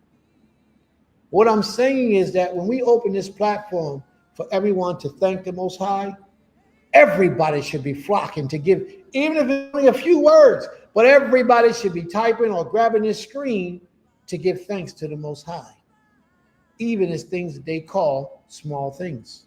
But that's not what we get. And when the priest came out of the holy place, a cloud filled the house of the Most High, so that the priest could not stand to minister before the cloud, for the glory of the Most High filled the house of the Most High. So now I want y'all to imagine this. They're all at the temple that they just built brand new. And you know how it is when you get a brand new building, that new feel? Oh man, this is great. But the temple was immaculate. The walls was coated with gold. The floors was coated with gold. The whole room, it was beautiful. It was a golden palace. Beautiful place. So imagine the kinetic energy that's in a place that's gold plated all the way around. Imagine the energy that's in that place. It's powerful. But now imagine making prayer, and in your essence, you're illuminating that energy within yourself to give back, and so you could commune and have conversation with the one on high. This was a powerful feat that you're about to read about. Watch this. Then Shlomo said, the Most High have said that he would dwell in thick darkness. Let me read that again. Shlomo said that the Most High said that he would dwell in thick darkness. So if the Most High dwells in thick darkness and we go to commune with the Most High, shouldn't we try to resemble the place where the Most High resides? Therefore, at Temple Kifarim, we turn off the lights to try to resemble where the Most High said his dwelling place would be, in thick darkness. So we turn off the lights. Why you got to turn off the lights, Prince? And show me the scripture where it says you got to turn off the lights. Well, let me tell you something. A lot of us don't understand. Why do you close your eyes when you make prayer? There is no scripture that tells you to close your eyes when you make prayer. Subconsciously, what you're doing is trying to resemble being in a dark place. You don't even know why you do what you do. You're closing your eyes because people understood thousands of years ago that the Most High resides in thick darkness. Therefore, they try to imitate that by closing their eyes in submission to the Most High when they make tefillah, when they perform tefillah, when they make prayer. And that's why you close your eyes today. It's a habit that's been handed down from generations of thousands of years ago unto you today. And that's what we do. Most people don't understand why we close our eyes in prayer. It's because the Most High said that he would dwell in thick darkness. So therefore, when you stand or you kneel or you prostrate before the king, you look at it as a form of respect to close your eyes because you have been taught to do so. And that's okay. But we turn off the lights and close our eyes. And some of us don't even close our eyes. We keep our eyes open so we can watch and see what's going on. Another thing we do that's strange to me is that when we make prayer, we bow our faces to the ground and we stay down there. Why do we do that? We looking toward hell? Why you bow with your face to the ground? Are you looking toward hell? Is your power in hell? No. You can prostrate with your face to the ground, but your mind is open to the Most High as if he's standing in front of you and you are surrendering completely to his will. You ever seen a slave bow to his master? He bows. And that's what you're doing. You're not looking to hell. You're humbling yourself in true humility before the king. And that's the most humble position. When you lay on the floor, arms spread out, arms out wide, palms down to the ground, and your face to the earth. The most humble position. You're saying, do to me as you please. Whatever is pleasing to you, I'm here submitting myself to you, but I trust you to do your best.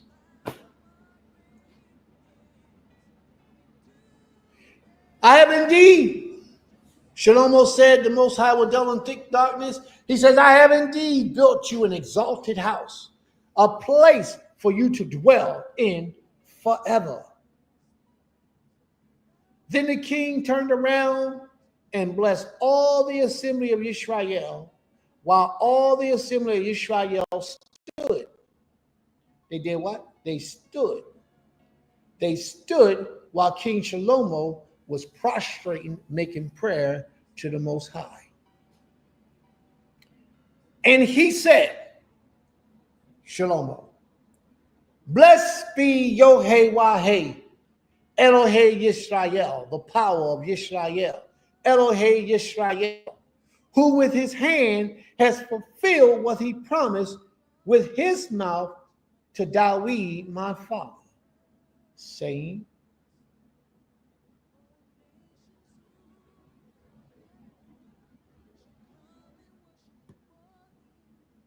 since the days that I brought my people of Israel out of Egypt, I chose no city out of all the tribes of Israel in which to build a house, that my name might be there. But I chose David to be over my people Israel. Now it was in the heart or the mind. The same word for heart is the same word for mind in Hebrew, and the word is lab.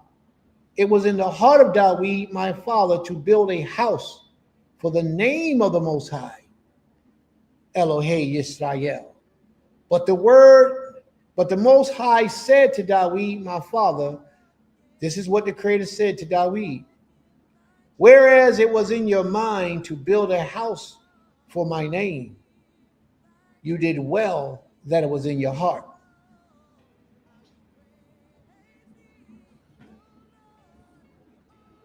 Sometimes the Most High will bless us just because of our intentions to do well. Even if we do those things and are not successful, the Most High will bless us for that. David had it in his heart to build a temple for the Most High, but the Most High had to stop him. And let's see what the Most High said. Whereas it was in your mind to build a house for my name, you did well that it was in your mind. Nevertheless, you should not build the house, but your son, who should be born to you, shall build the house for my name.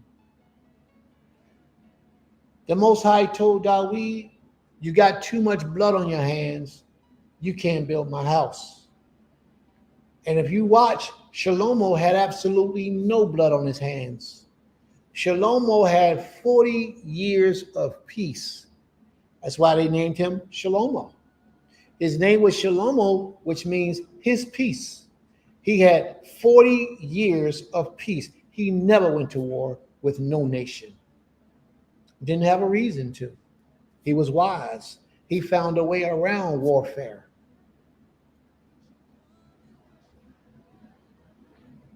And watch this. Now the Most High has fulfilled his promise that he made. For I have risen in the place of David my father, and sit on the throne of Israel, as the Most High promised. and I have built the house for the name of the Most High, Elohei Yisrael. And there I have provided a place for the ark, in which is the covenant of the Most High that he made with our fathers when he brought us forth out of the land of Mitzrayim. Then Shlomo stood before the altar. He stood before the altar in the presence of all the assembly of Yisrael, spread his hands toward the heavens. Can y'all see that? Spread his hands toward the heavens and said, "O Yod-Heh-Wah-Heh, Elohei Yisrael, there is no power like unto thee. Ki mo'atah Yotzer, ki mo'atah. Who is like unto the Most High? Ainli, Ainli, Abi, Ainli. There is none like unto you, Most High, in heaven above, where Hashemayim, or in the earth beneath, Be'aretz, in the earth beneath, Tachat Haaretz, keeping covenants and showing steadfast mercy and love. Shamar, I wanted to talk about this part. That's why I'm breaking it down. Keeping covenants and showing steadfast love to your servant who walked before you with all of their heart, with all of their mind. Let me break it down again. He stood before the Most High. He said, "O Yod-Heh-Wah-Heh, Elohei Yisrael." He says, there is none like you, not in the heavens above, nor the earth beneath. There is none like the Most High in the heavens. There is none like the Most High. Never has been any like the Most High. There is none like the Most High that has ever been in the earth. Therefore, you shouldn't associate anyone with the creator of all creation. He says, there is none like you in the heavens above or in the earth beneath, keeping covenants and showing steadfast love to your servant. Now, when it says keeping covenants, the word is shamar. The word shamar means to guard. It means, let me finish. Shamar means to guard. The word covenant, I taught you that last week or the week before. It's the word Brit. Remember how I told you that the British people named themselves the covenant man? Ish means man, Brit means covenant, so they call themselves British, which means covenant man. The word in Hebrew for Brit, the word in English for Brit is covenant. So keeping covenants. It says the Most High is keeping covenants. Well, it actually means that he's guarding the covenants. He's protecting the covenants. He's making sure that the covenants are fulfilled. If you can understand where I'm coming from, you are commanded to guard the covenants of the Most High as well. You got to make sure that the covenant is protected through your lifestyle.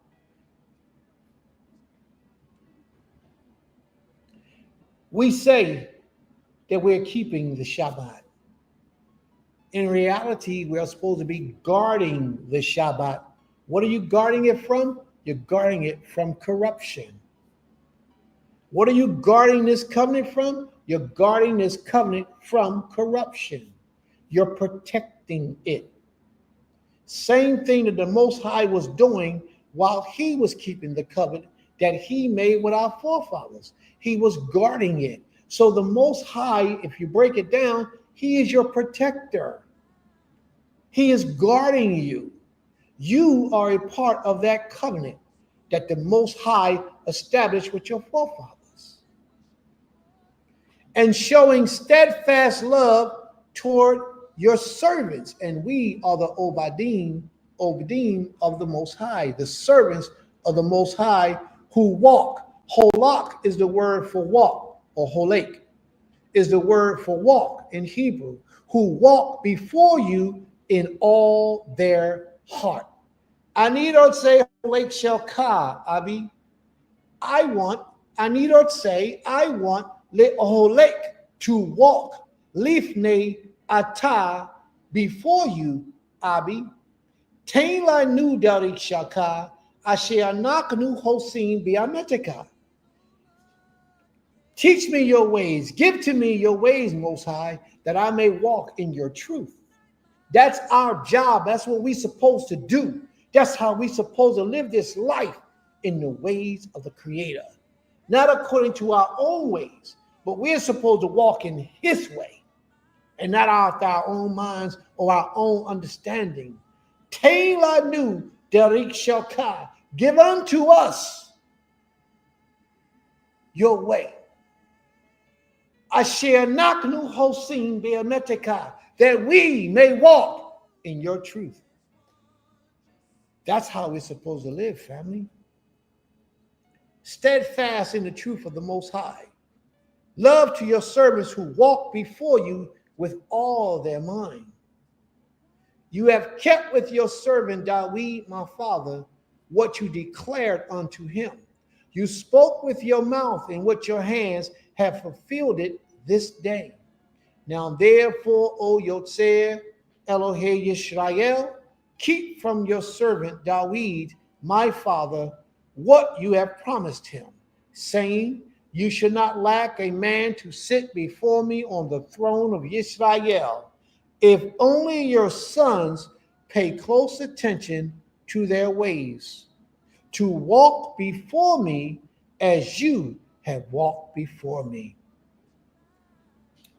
There's a lot of children today, men, young men, who believe that their father's sacrifice that they make in their lives is going to be their blessings in their lives of the future to come. And in a way, that's correct. But there's a lot of them that believe that they don't have to do anything to earn that blessings of their father. And when you are raised in this truth, you have a responsibility to live in this truth just as your father has. If not, although you will inherit that which your father has left for you to inherit, the Most High will make it difficult.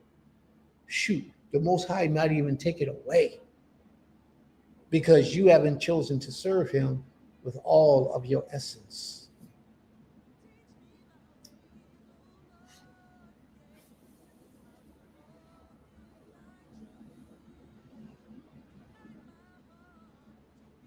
Now therefore, O Elohim of Israel, let your word be confirmed, which you have spoken unto your servant David, my father.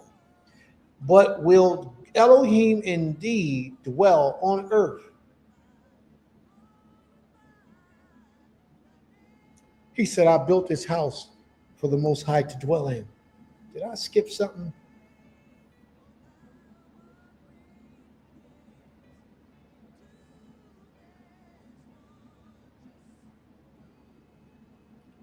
He said, I built this house for the Most High to dwell in.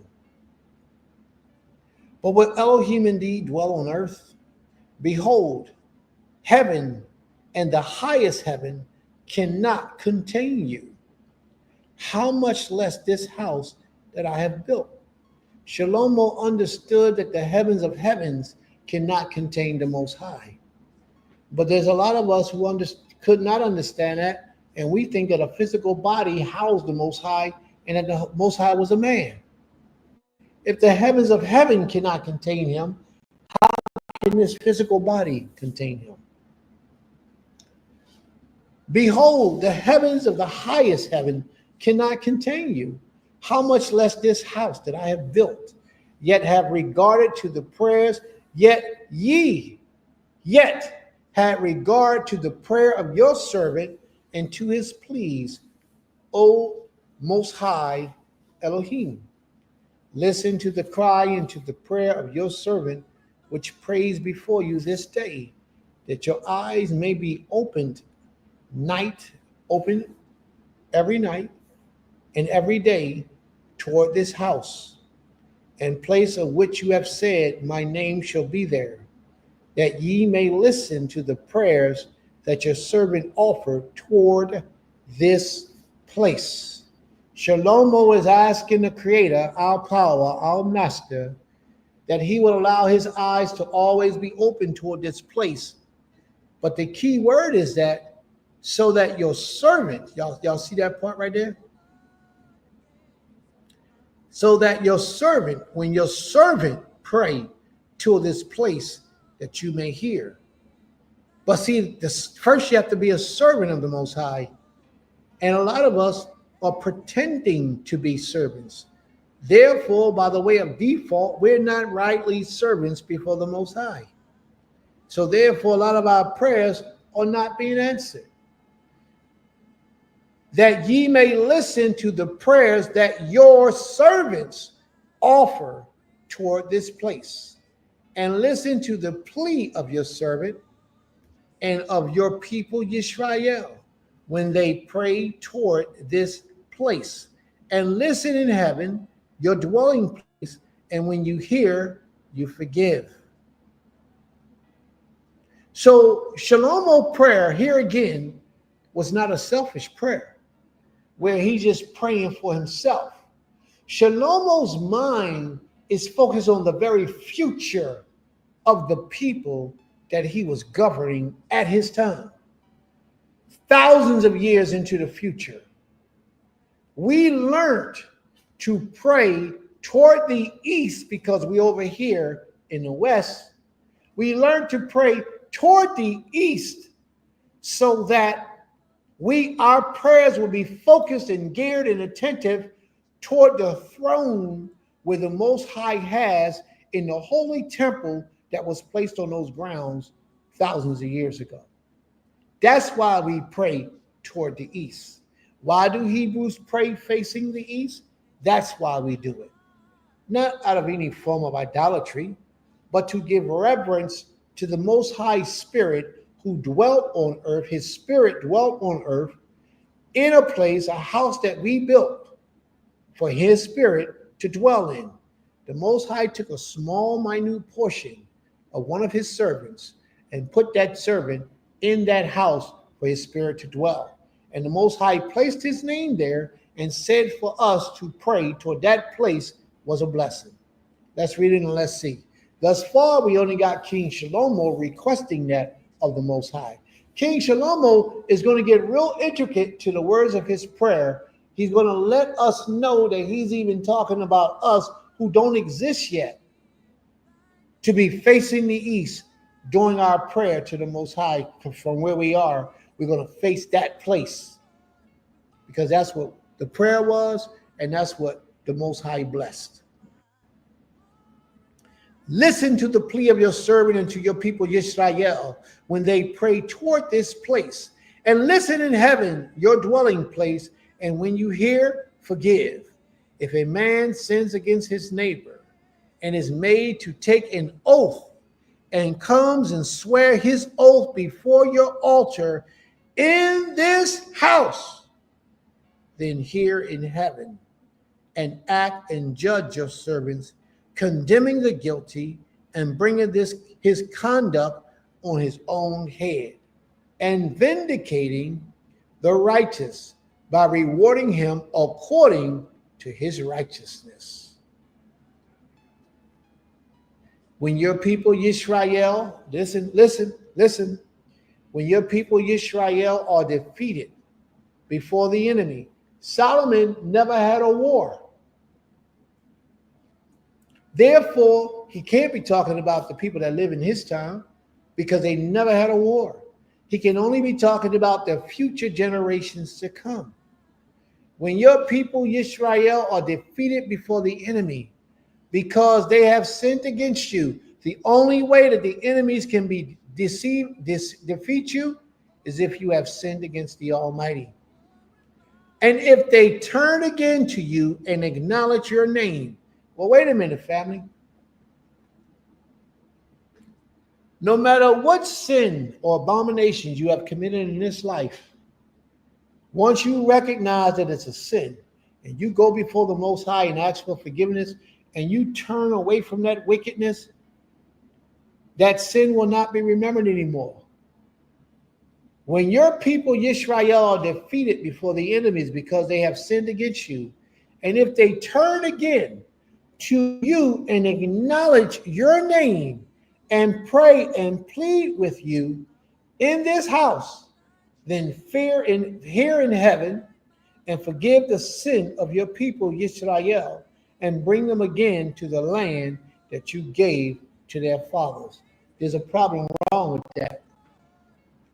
Everybody couldn't go in the house of the Most High. The common people could only go in the courtyard of the house. You couldn't go into the temple of the house. You could only go into the court, which is the surrounding. So therefore, when he prayed in this place, he's talking about right here, all of this perimeter that's pertaining to the house of the Most High. But there's going to be a lot of us who will never make it to Yerushalayim, to the temple, although the temple is not there anymore. They claim to have the walls still standing. But there's going to be a lot of us who will never make it. And because you will never make it, right, there's an exception in there for you with your prayers. Why do Hebrews pray facing the east? Let's see.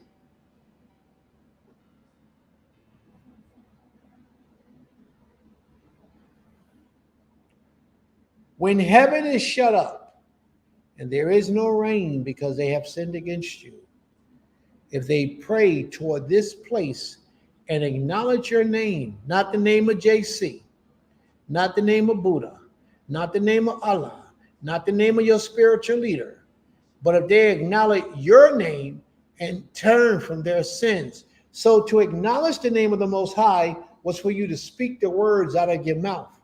Speaking the words out of your mouth is not enough.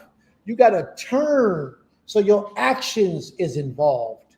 You got to turn from sin and never turn back in the direction of them again. So something was required physically from you to prove who you were and what you meant by turning from your sin. Turn from their sin when you afflict them. Then hear in heaven and forgive the sins of your servants, your people Yisrael, when you teach them the good ways which they should walk, and grant rain upon your land, which you have given to your people as an inheritance. If there is famine in the land,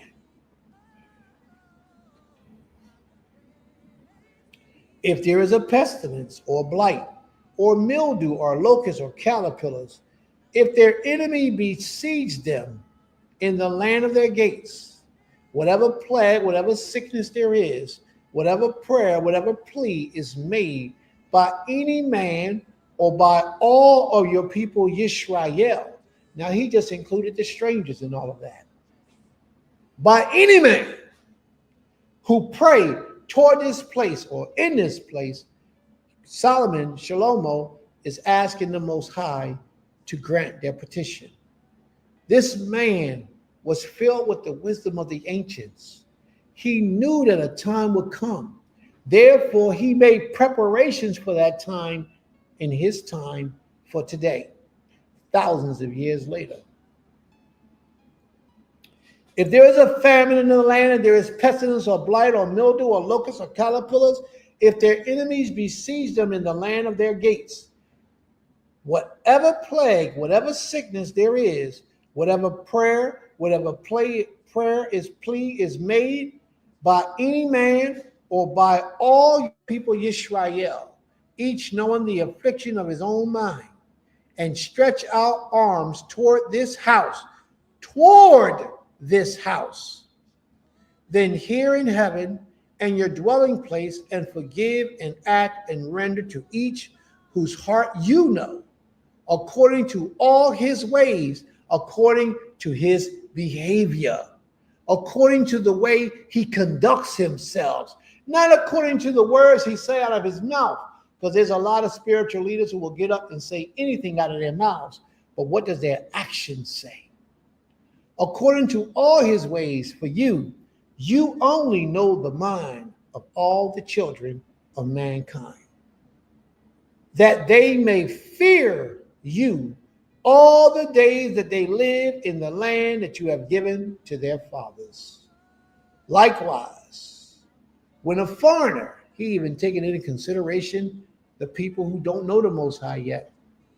When a foreigner who is not of your people, Yisrael, come from a far country for your name's sake, that means they come to worship the Most High. So all those Israelite groups who tell the white man they can't serve the Most High, they're wrong. All those Israelite groups who say, if you're not of this community, we ain't dealing with you, they're wrong. The Most High ain't dealing with you, they're wrong. Even foreigners who come to serve the Most High can come into this house of worship. There's a lot of Caucasian people that understand the oppression of the black man on the level that they can understand it, because they know what their people did to you. And a lot of those European people, they want to serve the Most High with you. They want to come into the house of worship and say, praise be the name of the Most High. They want to bow down on their own and pick up their mantle and walk in this truth toward the Creator. They want to do it. They find other ways to show and express themselves, but they really want to. But there's a lot of people, because we still stuck in our minds, who won't allow them in. But here, Shlomo has taken those people into account. All those people who are foreigners or outcasts or outer people who are not of us, Shlomo has taken all of them into account, and he asked the Most High that if they come for the sake of the name of the Most High, that he would grant their petition and answer their prayers. For they shall hear of your great name and your mighty hand, and of your outstretched arm when he comes and prays toward this house. He says, here in heaven, your dwelling place, and do according to all for which the foreigner calls to you, in order that all the peoples of the earth may know your name and fear you, and do your people Yisrael, as do your people Yisrael, and that they may know that this house that I have built is called by your name. If your people go out to battle against their enemies, by whatever way you shall send them, and they pray to Yod-Heh-Wah-Heh, toward the city that you have chosen, and the house that I have built for your name, then hear in heaven their prayers and their pleas, and maintain their cause.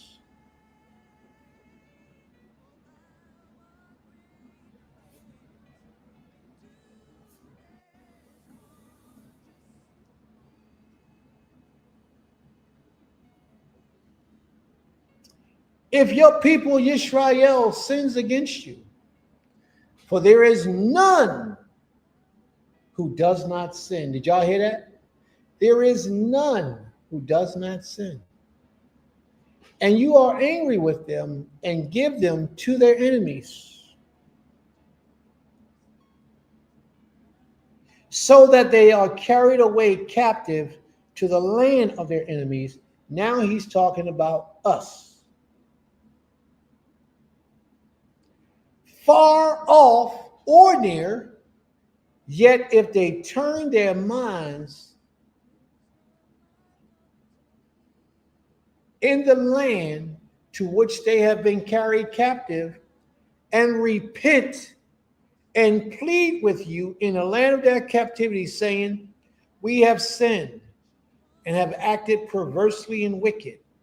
If they repent with all their heart, with all their soul, in the land of their enemies who carried them captives, and pray to you toward their land, which you gave to their fathers, the cities that you have chosen, and the houses that I have built for your name, then hear in heaven your dwelling place their prayer and their plea, and maintain their cause, and forgive your people Yisrael who have sinned against you, and all their transgressions that they have committed against you, and grant them compassion in the sight of those who carried them captives, that they may have compassion on them.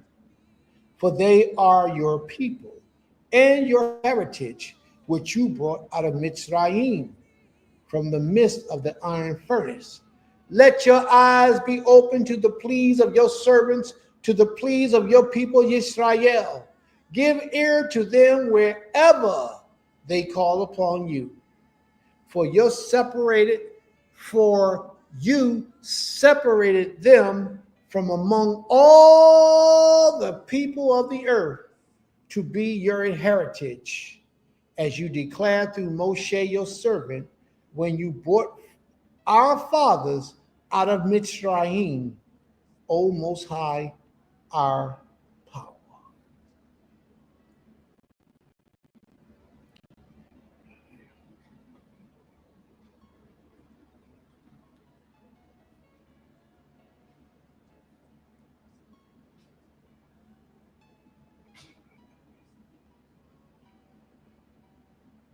Now, as Solomon finished offering this prayer and plea to the Most High, he arose from before the altar of the Most High.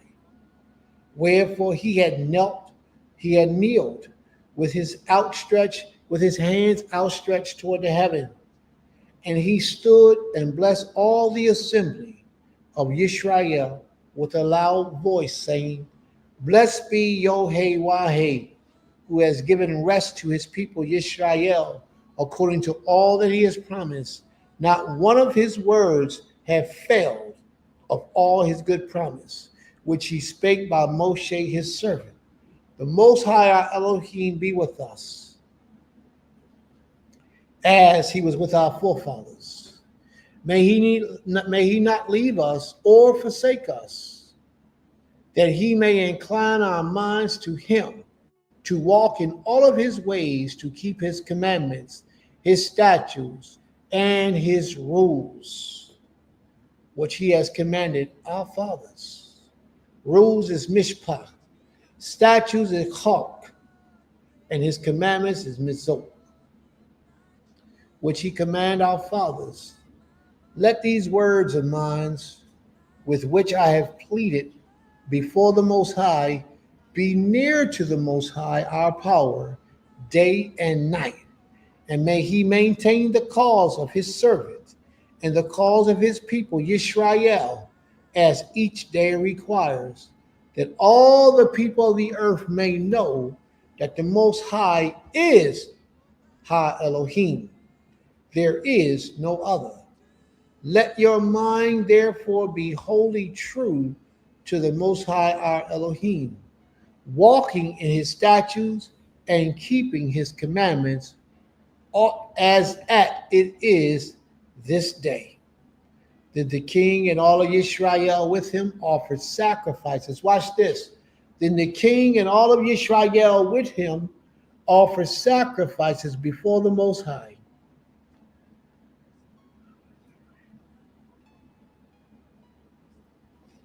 Solomon offered as a peace offering, now this is only a peace offering, to the Most High 22,000 oxen and 120,000 sheep. So the king and all the people of Israel dedicated the house of the Most High.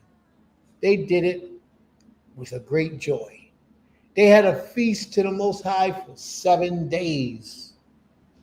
They didn't have to pay anything out of their pockets if they chose not to. At the end of the feast, they all gave donations. They didn't slip out and walk away. They would drop their donations in the bucket and then leave. But before that, they had the feast. And the beautiful thing about the feast at this particular time was that they didn't have to worry about feast fees. They didn't have to, the poor people had a way to eat. The poor people who could not afford it, they was already provided for. The Creator made a way for them to be provided for. You understand what I'm saying to you? The Creator always makes a way. And if you belong to a congregation that tells the people who can't afford it, on this Shabbat day, we ain't got no food for you, or everybody bring your own food, Or if we got a holy day and you ain't got enough money to afford feast fees, so therefore they tell you you can't come. If I was you, I would not be a part of that congregation, because that's not how the Most High moves. Y'all see that? Louise Hughes, that's supposed to be my mama. That's supposed to be my mother. We'll see. It might be her. Might be somebody acting like her. Might be somebody pretending to be her. Who knows? May the Most High be praised. Let's keep it going. But he gave 22,000 oxen and 120,000 sheep. So the king and all the people of Israel dedicated the house of the Most High. The same day the king consecrated the middle of the court that was before the house of the Most High. For there he offered the burnt offerings and the grain offerings and the fat pieces and the peace offerings, because the bronze altar that was before the Most High inside the temple was too small to receive the burnt offerings and the grain offerings and the fat piece and the peace offerings. So Shlomo held the feast at that time, and all of Israel with him, a great assembly, from Lebo Hamath to the brook of Egypt, before the Most High, the power of Israel, 7 days. They held the feast to the Most High for 7 days. That was just dedicating the temple to the Creator. In dedicating the temple to the Most High, they invited all these people out, all the leaders of the people, the elders, and everybody from different states, different countries, all those different places, provinces and everything. And they dedicated the temple to the Most High for 7 days. What do you think they was doing for 7 days? How do you think they dedicated that? People was singing, people was performing, people did plays, people gave ideals of things that they would like to see done. People did it up for 7 days. Today, we have one unity Shabbat and it's a flop. You know why I say it's a flop? Because the people leave and they only been entertained. They have no true sense of change or purpose in their lives, something to work toward in the future. And anytime you get the gathering of the people together, it should be with a purpose and not just so we can come out and talk and then leave and nothing changes within us. We's a messed up people, family. We got issues. We worshiping deities, things that are not the Creator. We give them the best of us. But the Most High says, hey, gather yourselves together. We can't do that. We find all these excuses and reasons why we can't come together. That's an abominable thing. We are some wicked people. We have to rise above that wickedness, family. That ego issue that we have to move it to the side. And we have to do what's needed and necessary right now. We have 110 acres of land right here, family. 100 acres. My brothers around the corner got 140 maybe. My brothers around here, they got about 25 or 30. But the whole point is, we got you. All you need to do is trust and come and work in righteousness to be the best version of yourself. You don't have to live in the oppression that you're living in right now. The Most High has made a way for you. You have to take advantage of that way. We got a young sister that's supposed to be coming down here to come and scout out the land and spy it out and see if she wants to live here. That's how you do it. Go check it out. See if it's something worthy of you. But when you go and you become a part of it, you give all you got to see it be successful. Don't walk around every day and go to sleep every night thinking about, I don't own this land. Prince owns this land. This land ain't in my name. It's in Prince's name. Therefore, I ain't going to do nothing on the land. I'm not going to build a house. I'm not going to. See, you don't own the land you think you own. But you think you own it. Where your house at, where you pay rent, you don't own that. You pay rent there. But you're going to fix it up and build it and make it nice, ain't you? But yet, when the brothers start talking about coming on some land, all of a sudden you start getting, oh man, I don't own that land. He own that land. It's your land, family. Take advantage of it. And even some of you who own the house that you live in, you bought the house, you paid your money for it. You don't even own that. You think you do, but you don't. don't pay them taxes and watch what happens. They're going to kick your door down, put you out in the street, and then you're going to come knocking on Prince's door. No, come knock on Prince's door before they put you out. Because you don't own that land. You don't own that house. You don't own nothing in America. The majority of us don't own a thing, even if it's paid for. Even if it's paid for, we don't own it. Because if you don't pay them their money, their taxes, what they going to do to you? They putting you out on the street. They putting you out on the street. May the Most High be praised. So I guess that's one of my nephews talking about, I'm coming on. Yeah, well, it must be my nephew, probably Boo-Boo, Jamal, Jabbar, probably him. Yeah, it must be. Jabbar up in the house. Shabbat Shalom. Is that Jabbar? That might be his brother. I don't know who it is. I'm going to stop guessing. They'll let me know. I don't know.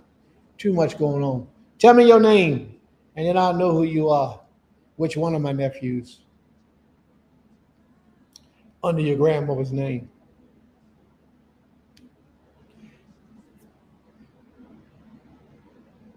Juju. Is that you, Juju? I don't know who it is. We're going to find out if he tell us who it is. All right. So Shlomo held the feast at that time, and all Yisrael with him, a great assembly from Lebanon, Lebo Hamath. Lebo Hamath is north of Jerusalem. It's like right below, or right around the region of Lebanon, to the brook of Egypt, before the Most High, our Elohim, 7 days. On the 8th day, he sent the people away. Now watch this. All of this stopped on the 8th day. The people had a great and glorious time.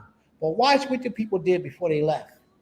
On the 8th day, he sent the people away, and they blessed the king and went to their homes joyfully and glad of heart for all the goodness that the Most High has shown to David, his servant, to Israel, Yisrael, his people. When it says they blessed the king, what do you think that means? Now, the king just went and gave these people a feast for 7 days. What do you think it means that they blessed the king? You think they said, bless you, king, and left? No, it means they came out of their pockets and gave him gifts. They blessed him with substance. They blessed him with something valuable. They didn't just walk away. They had a great time. And most of us, we have events, we have a great time. We don't think about blessing the people who put it on for us. We don't think about it. Neither do we consider it. They gave him money. They gave him wealth. They gave him a whole lot of things that increased him. Shlomo put out a lot of money to have that event. A lot of money. After he spent all that money and the people saw that he did so much, how did they bless him? They gave him gifts and they left. That's how it's supposed to be. But we don't think like that. We don't move like that. Let me give you an example of what I mean. Somebody just had a new baby. So they have a baby shower. And they invite, or they're getting ready to have a baby. They invite all of us out to the baby shower. And we all come. They don't require any money to come to a baby shower. But you know, as people, what we do, we go to a baby shower, we bring a few gifts. Some of us try to overdo it. 16 boxes of Pampers, four onesies, more Pampers, a couple bottle sets, bottle warmers. Just some of us are real generous with our heart. But the thing that we don't realize is that after that baby turns 6 months, 7 months, some of them even a year, the gifts that we gave them is gone. Now the parents are left to raise that child without those gifts that we gave for those that last a year, maybe at the most. The gift is gone. So therefore, the blessing that we gave them was a temporary blessing. Israel, Yisrael, us, we need to get more in the mind frame of giving blessings that can last for a lifetime. Like buy some stocks and give them some stocks. Buy some Bitcoins and give them some Bitcoins. If you got money, give them some money. Put $100,000, put $50,000, put $10,000, put $10, put anything in an envelope and give them some financial blessings. Give them something that's going to last, something that they can use that can go for a lifetime if they do it right. If you're a millionaire or you got a couple of dollars like that, give them $100,000. Only a millionaire or somebody a little better than that should be offering $100,000 to somebody as a gift. If you ain't got at least $1 million, you shouldn't be giving nobody $100,000. That's just too much until you get yourself up. But if you get yourself up to that point and you give somebody $100,000, may the Most High bless you. It's a good thing.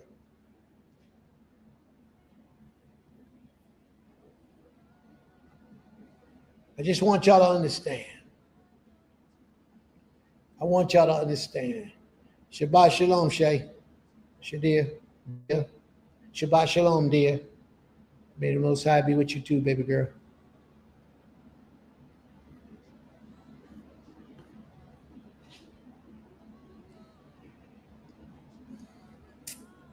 But we do it the wrong way. We call ourselves blessing people, which is it's truly a blessing. It's a help, but it's a temporary help. This is how other nations get so much stronger than us. This man and this woman got married, and their community, this is why communal living is so important. Their community went and built them a house so that they can live. It's a big house on the hill. Their community, these are Amish people.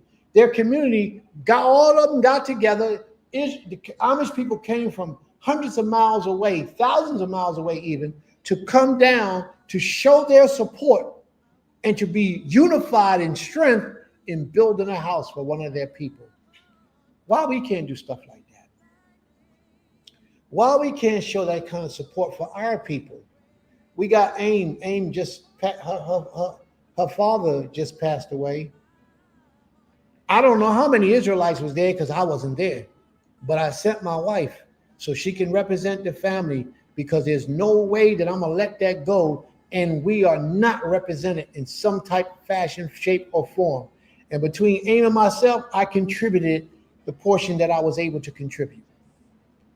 You know, to make sure that these things get done, we got to do so much better. We do. And when somebody loses a loved one, how do we show our support? How do we show it? And I mean like a husband, like a wife, like a provider, like that young woman in the video that I showed when we first came on. That woman lost her husband and the insurance company didn't want to pay. She was behind on her mortgage 6 months. That leader, that man who stepped in as her leader, fulfilled all the needs that she needed in her life fulfilled. That is an example of true righteous leadership. And they were Europeans. You come here and you live in this community, the only way you're going to live here is if you accept Prince as your spiritual leader. You come here and you live in this community, Prince is your spiritual leader, your problems are now Prince's problems. Your issues are now Prince's issues. If you can't resolve them yourself, then you go to your spiritual leader and say, hey, listen, my children ain't got no food in the kitchen. I can do this for the land, I can do that for the land, but we need your help. And Prince ain't got no money. Prince better get on the phone and go borrow some money, or Prince better get up and go get a job so he can supply the needs of the people in his community. He better, how you gonna call yourself a prince and you ain't got no finances to take care of nobody? How you gonna be the spiritual leader of a head of a community, but when your people are starving, you can't feed them? A king in Israel, in the ancient Israel, will kill himself before he could not feed his people. And I consider myself to be that king. That's right. That's who I see myself to be. Therefore, there's no way, because once you join this kingdom, there's no way that you can be hungry and starving and not eating, and Prince don't feed you. as long as you're contributing and giving back to the community, you will always have a place. You will always have food. You'll have a roof over your head. You'll have food. You have clothes on your back. And so will everybody in your household. If I got to go without, you will have. That's the way the proper leadership is supposed to be. Righteous leadership is supposed to feel that way and think that way and do that way. If you ain't got that where you at, you don't need to be there. Spiritual leader is supposed to put the people before he put himself.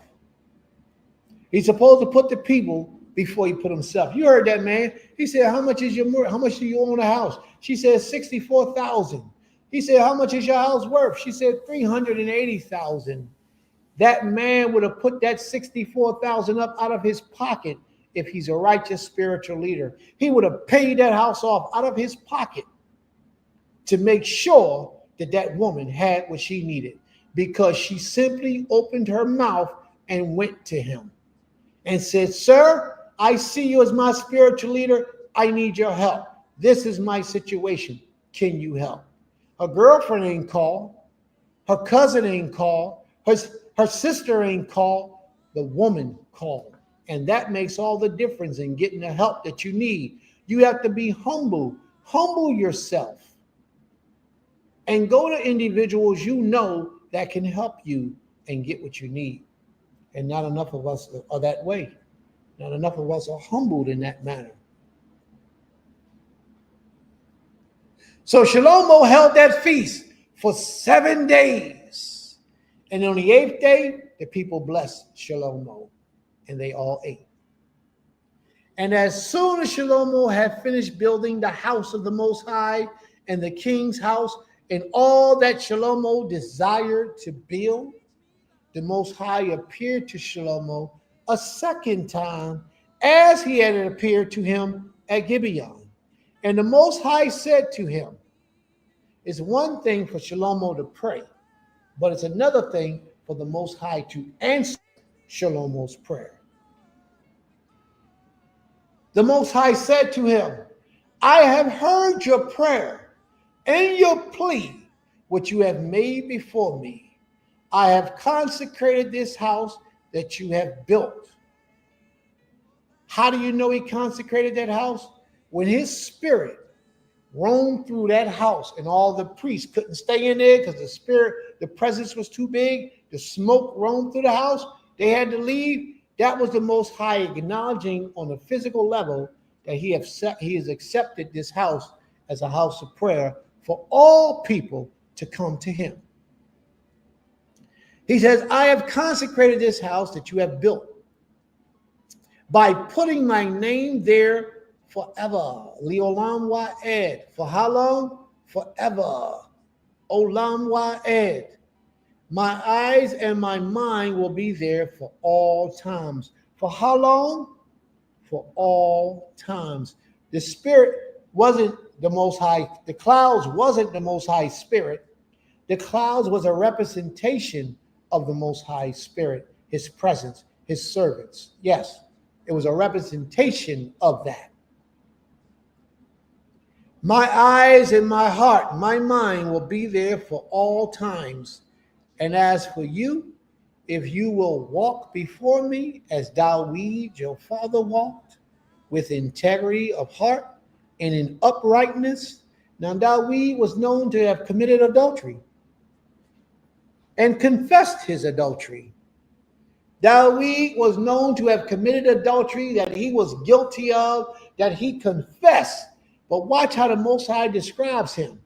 As Dawid, your father, who walked in integrity of his heart and uprightness, doing according to all that I have commanded him, and keeping my statutes and my rules. If you found somebody that didn't stand up to perfection in your sight, it doesn't mean that that's a wicked person. Understand that. Because you will look back at the story of Dawid and say Dawid couldn't have been a righteous man because he committed adultery. There's no way that you can say that because the Most High didn't say it. The Most High, even after Dawid's death, looked back on Dawid's life and called him a righteous man, an upright man. doing according to all that I have commanded him, and keeping my statutes and my rules, then I will establish your royal throne. He told him, Mimalka kabod. He said, or kisei. He said, I will take and I will establish your royal throne over Yisrael forever, as I promised your father David, saying, you shall not lack a man on the throne of Yisrael. But if you turn aside from following me, you or your children, and you do not keep my commandments and my statutes that I have set before you, but you go to serve other powers and you worship them, then and only then I will cut off Yisrael from the land that I have given them, and the house that I have consecrated for my name I will cast out of my sight, and I will become a proverb and a byword among all people. And Yisrael will become a proverb and a byword among all people. Nigger. They call us nigger. Coons, jigaboos. They got a whole lot of names for us, but not just the names, the actions that they have for us. They show that we are a separate people. They can't stand us. They brought the Africans over here so that they can act like they like black people by giving the Africans things rather than to give it to you. They don't like you, Israel. The house that I've consecrated for my name, I will cast out of my sight, and Yisrael will become a proverb and a byword among all peoples. And this house will become a heap of ruins. And this is exactly what happened. What did I say they got? All they got is the wall, a part of the wall that they say now, because the house has been destroyed. It became a heap of ruins because Yisrael would not serve the Most High with the best of their ability. And we are still not serving the Most High with the best of us. But we can, we just don't. Too many of us put our own personal satisfaction or pleasure before our desire to serve the Most High. Well, my girlfriend getting married on Sunday, on Shabbat. She getting married on Shabbat. And I know the Creator commands for us to have a Mikra Kodesh, a holy gathering, holy reading on the Shabbat. But I do that most of the year. So this Shabbat, I'm not going to keep the Mikra Kodesh. I'm not going to come together. I'm not going to tune in on Prince's page and sit at home and read my scriptures. I'm going to go to the wedding on the Shabbat because she my girl. And she been my girlfriend for a long time. She would do the same for me. So there you go. Or my man got killed. My homie got killed, and his family is having his funeral on the Shabbat day.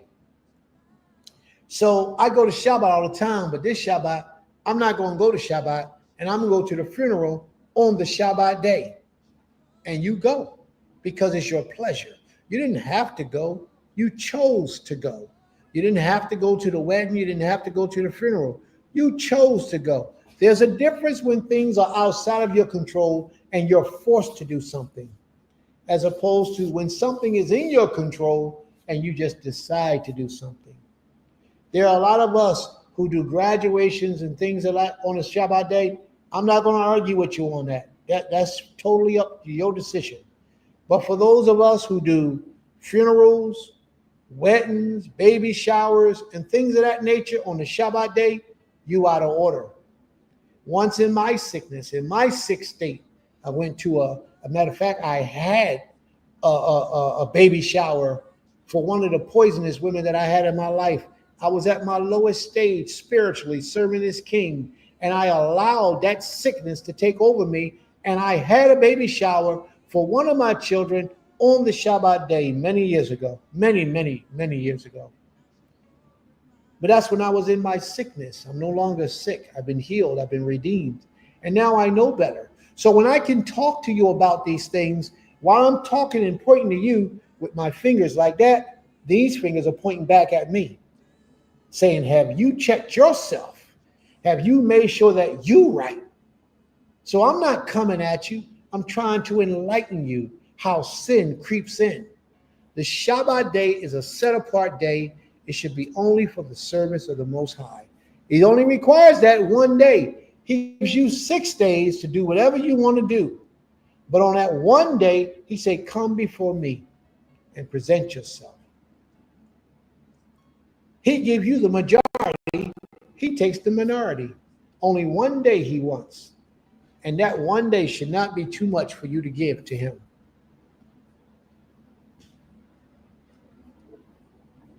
And this house will become a heap. Everyone passing by it will be astonished and will hiss, and they will say, why has the Most High done this to this land and to this house?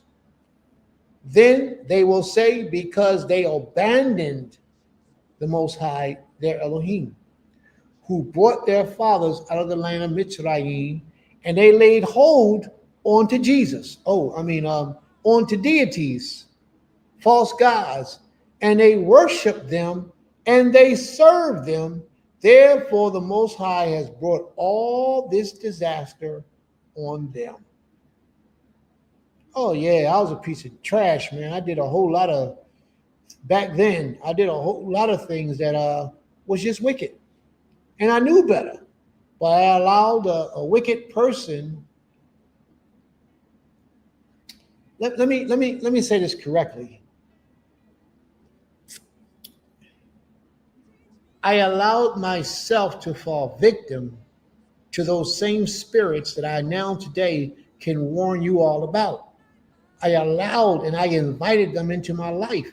And therefore, it got worse and worse and worse and worse until eventually I was able to do that. But there came a time where I had to say enough is enough, never again. And I cut off. And now I'm able to teach you all how to cut off from having wicked experiences in your life, and you can fall to doing wickedness. And it's real easy to do. When you know you're doing something or in a company of people who are doing wicked and evil, and you would voluntarily let that in, you are letting your spirit be transformed. And other spirits are coming and taking hold of you, and they're not going to let go until you are strong enough to kick them the heck out. At the end of 20 years in which Solomon had built those 2 houses, the house of the Most High and the king's house, and Hiram, king of Tyre, had supplied Solomon with cedars and cypress timber and gold as much as he desired, King Shlomo gave to Hiram 20 cities in the land of Gilead. But when Hiram came from Tyre to see the cities that Shlomo had given him, they did not please him. Therefore he said, what kind of cities are these that you have given me, my brother? Called him my brother. Look at the respect they had.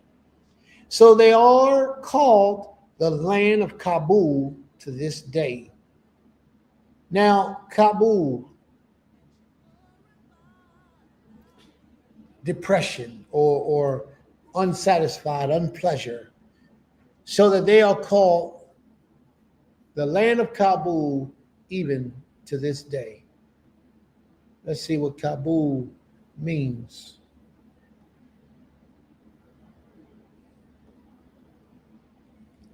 All right, I must have left off with the meaning of Kabul.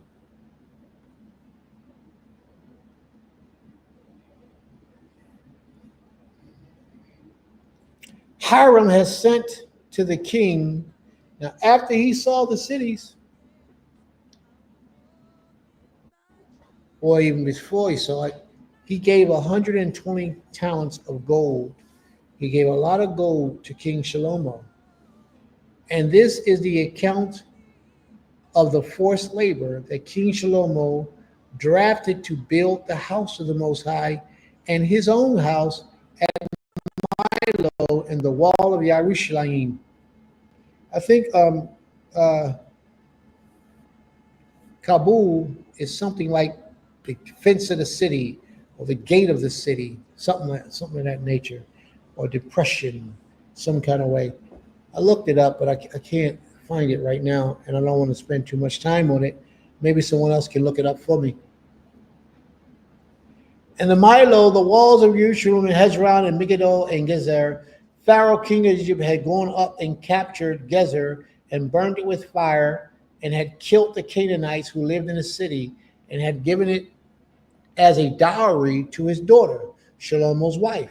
So Shlomo rebuilt Gezer and Laura, Beth Horon, and Baalath and Tamar in the wilderness in the land of Yehudah, and all the store cities that Shlomo had, and the cities of his chariots, the cities for his horsemen, and whatsoever Shlomo desired to build in Jerusalem, in Lebanon, and in all the land of his dominion. All the people who were left of the Amorites, the Hittites, the Perizzites, the Hivites, and the Jebusites, who were not of the people of Israel, their descendants who were left after them in the land, whom the people of Israel were unable to devote to destruction, these Shlomo drafted to be slaves, and so they are to this day. But of the people of Israel, Shlomo made no slaves. They were the soldiers. They were his officials, his commanders, his captains, his chariot commanders, and his horsemen. Shlomo had a sense of commitment and loyalty to his people. Displeasing or good for nothing. There you is. That's it. Kabul. Thank you very much. It's wonderful when a man can rely on his Isha to do the things that he couldn't do himself. Beautiful thing. Thank you very much. Displeasing. That was correct. And good for nothing is what I forgot. Thank you very much. And all the people who were left of the Amorites, they made them into slaves. Beautiful thing. These were the chief's officers who were over Shlomo's work, 550 who had charge of the people who carried on the work. Shlomo had a sense of loyalty and commitment to the Israelite nation, as any and every leader should. But Pharaoh's daughter went up from the city of Dawid to her own house that Shlomo had built for her. Then he built Milo. 3 times a year, Shlomo used to offer up burnt offerings and peace offerings on the altar that he built to the Most High, making offerings within it before the Most High. So he finished the house. King Shlomo built a fleet of ships at Ezion Geber, which is near Eloth, to the shore of the Red Sea in the land of Edom. And Hiram sent with the fleet his servants, seamen who were familiar with the seas, together with the servants of Shlomo. And they went to Ophir and brought forth their gold, 420 talents, and they brought it to King Shlomo. That was deep. Now, do we have any questions about anything we read thus far? Are there any questions about anything that we read thus far?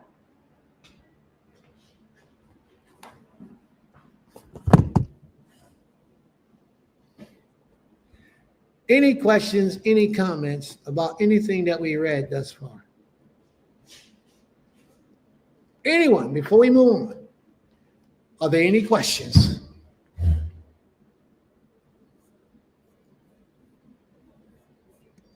I don't have any questions, but I don't have any questions.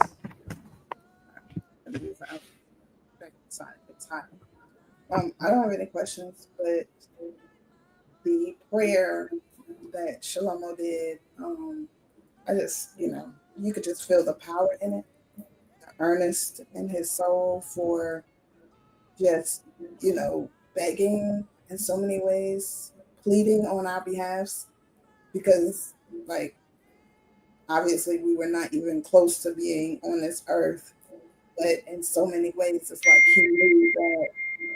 he knew that we would need, that begging on our behalf. He knew that because of who he was to the Creator, he felt the desire and the yearning in his heart to pray for his future his future, lineage, his future people that's going to come after him.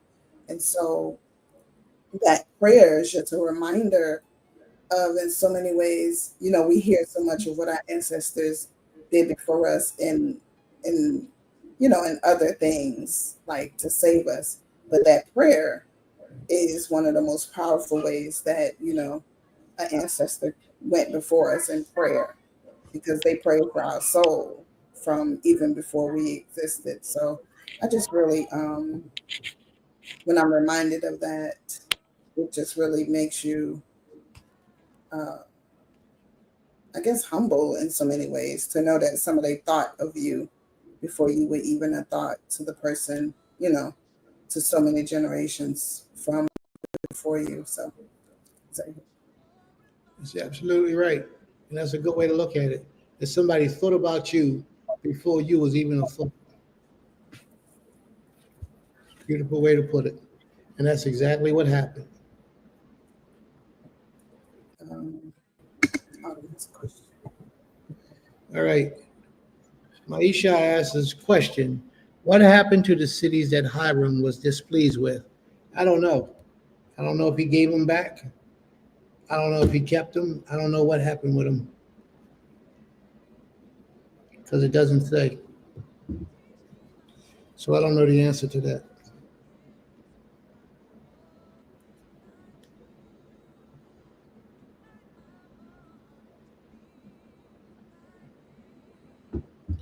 Are there any more questions, comments, family? Are there any more questions?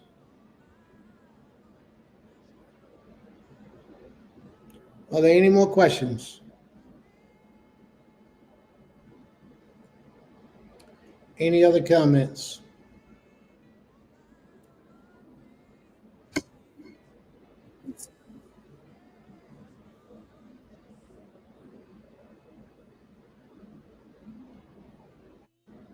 What's a great lesson?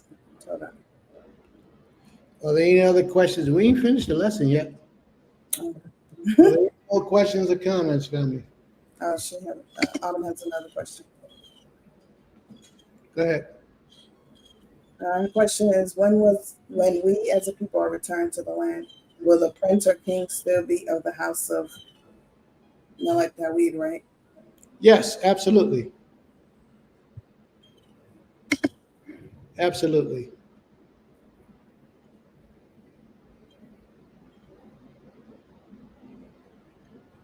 All right. If there are no more questions, we're going to go on with the lesson. And this next part of the lesson is still about the same thing, dealing with, are we practicing idolatry and doing moon worship? May the Most High be praised. Now, this is a lesson that was prepared. When was this lesson prepared? 5/27/2008. Okay? So it might be slight variations there that I'm not so keen on. But let's move forward.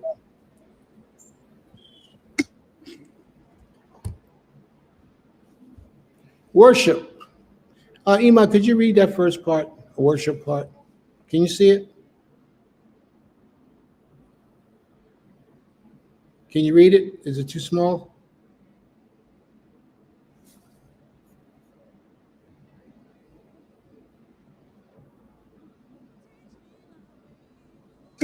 Sorry, I had to blow it up. 1 second. Hold on. I got it now. I blew it up on mine.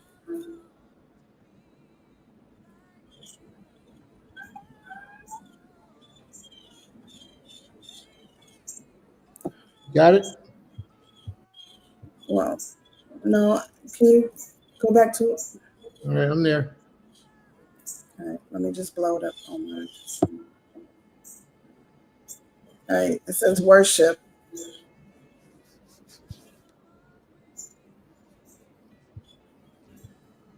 Number 1, to treat somebody or something as a deity.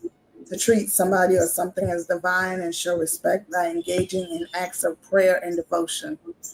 2, take part in religious service. To take part in a religious service. 3, to love somebody deeply, to love, admire, or respect somebody or something greatly and perhaps excessively or unquestioningly. The noun form, religious adoration, the adoration, devotion, and respect given to a deity. Religious rites, the rites or services through which people show their adoration, devotion, and respect for a deity. And great devotion, great or excessive love, admiration, and respect felt for somebody or something. That's it? That's it. Okay. So that's all the different things for you to understand what. Let me get it all down to the bottom. Let me get it all to the bottom. Keep going, Prince. What worship is all about. So if you find yourself in position, and that's how you view your power or your people that you are close to, and you reverence them on that way, and in your mind, you are actually okay to do so, you could be guilty of idolatry by doing so with the deity or the individuals that you give that kind of reverence to. Praise, glory, and honor belongs only to the Most High and the Most High alone. And no other demands or deserves that type of treatment except the Most High.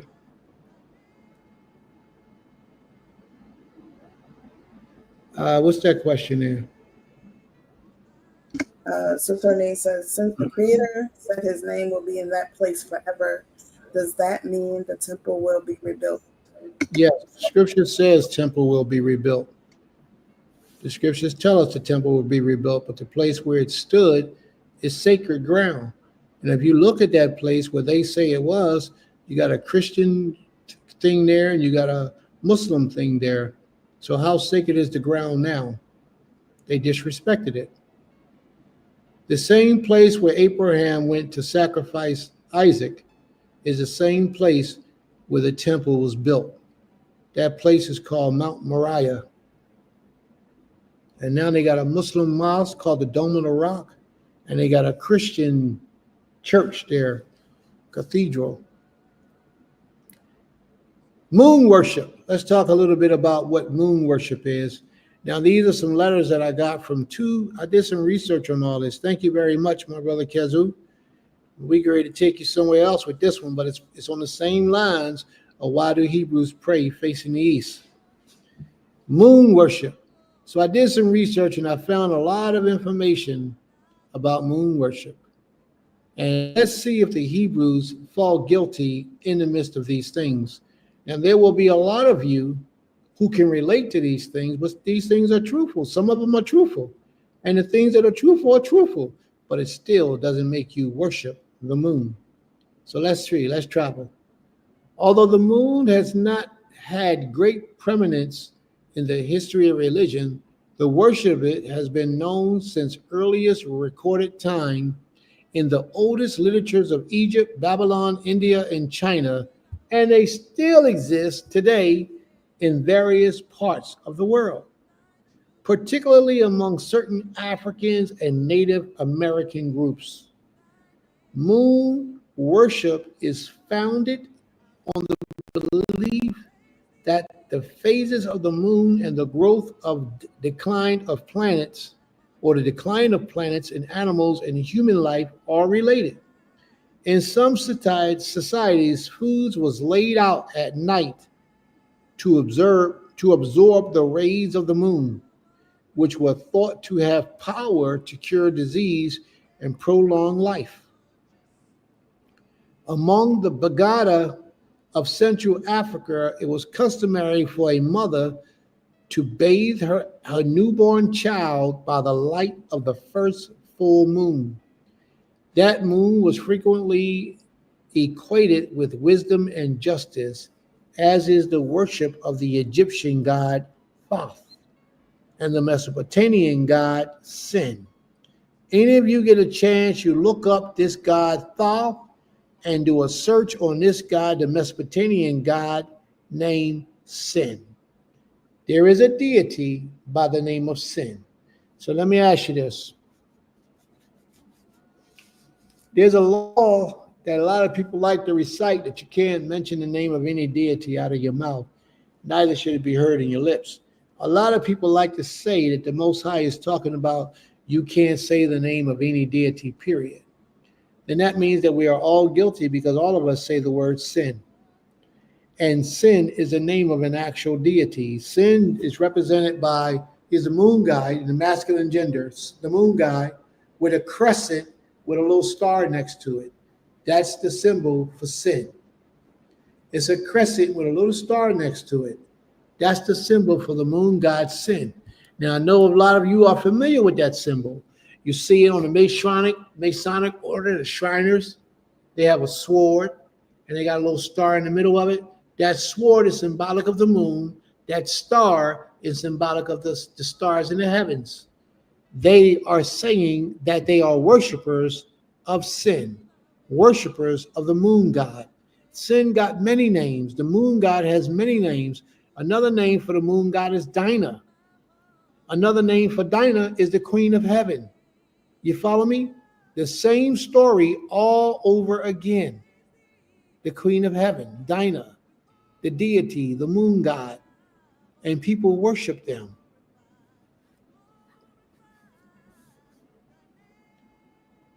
All right, let's start up here. As in the worship of the Egyptians, God, Thor, Mesopotamian, Sin god. In general, however, the moon has been the basis for many erroneous legends and some superstitions.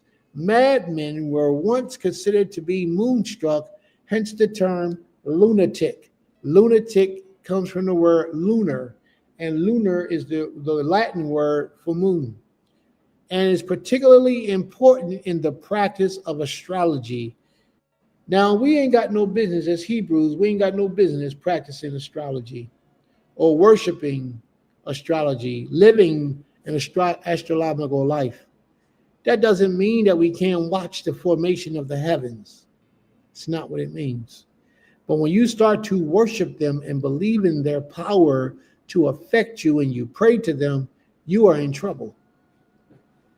Many ancient peoples believe regarding the moon as the chief of the two luminaries. The sun was of smaller importance than the moon in the eyes of the Babylonian astrologers. Let's read on.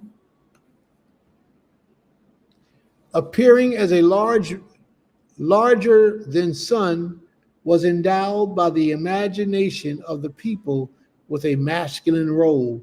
With the sun was assigned a feminine role or rule. Many languages reserved a masculine name for the moon. It was probably when the moon was removed to a greater distance from the earth and became smaller to the observer on the earth that another name, usually feminine, came to designate the moon in most languages. So they're saying that in different dispensations of time, different nations of people has referred to the moon as masculine, and then some referred to the moon as feminine. Different nations of people had different names and terminologies for the moon. The moon is the regular and cause of menstruation, which is frequently regarded as being the result of actual intercourse between the moon and women. The dangerous character ascribed to women is also attributed to the fat celestial body, which is everywhere associated with women. The moon. Belief that the moon or its moonlight can precipitate conception is culturally widespread. The belief that the moon can make somebody pregnant is a belief that a lot of people have. And don't think that they don't, because they do. A lot of people believe these things. Just because you don't believe it don't mean that they don't believe it. You follow me?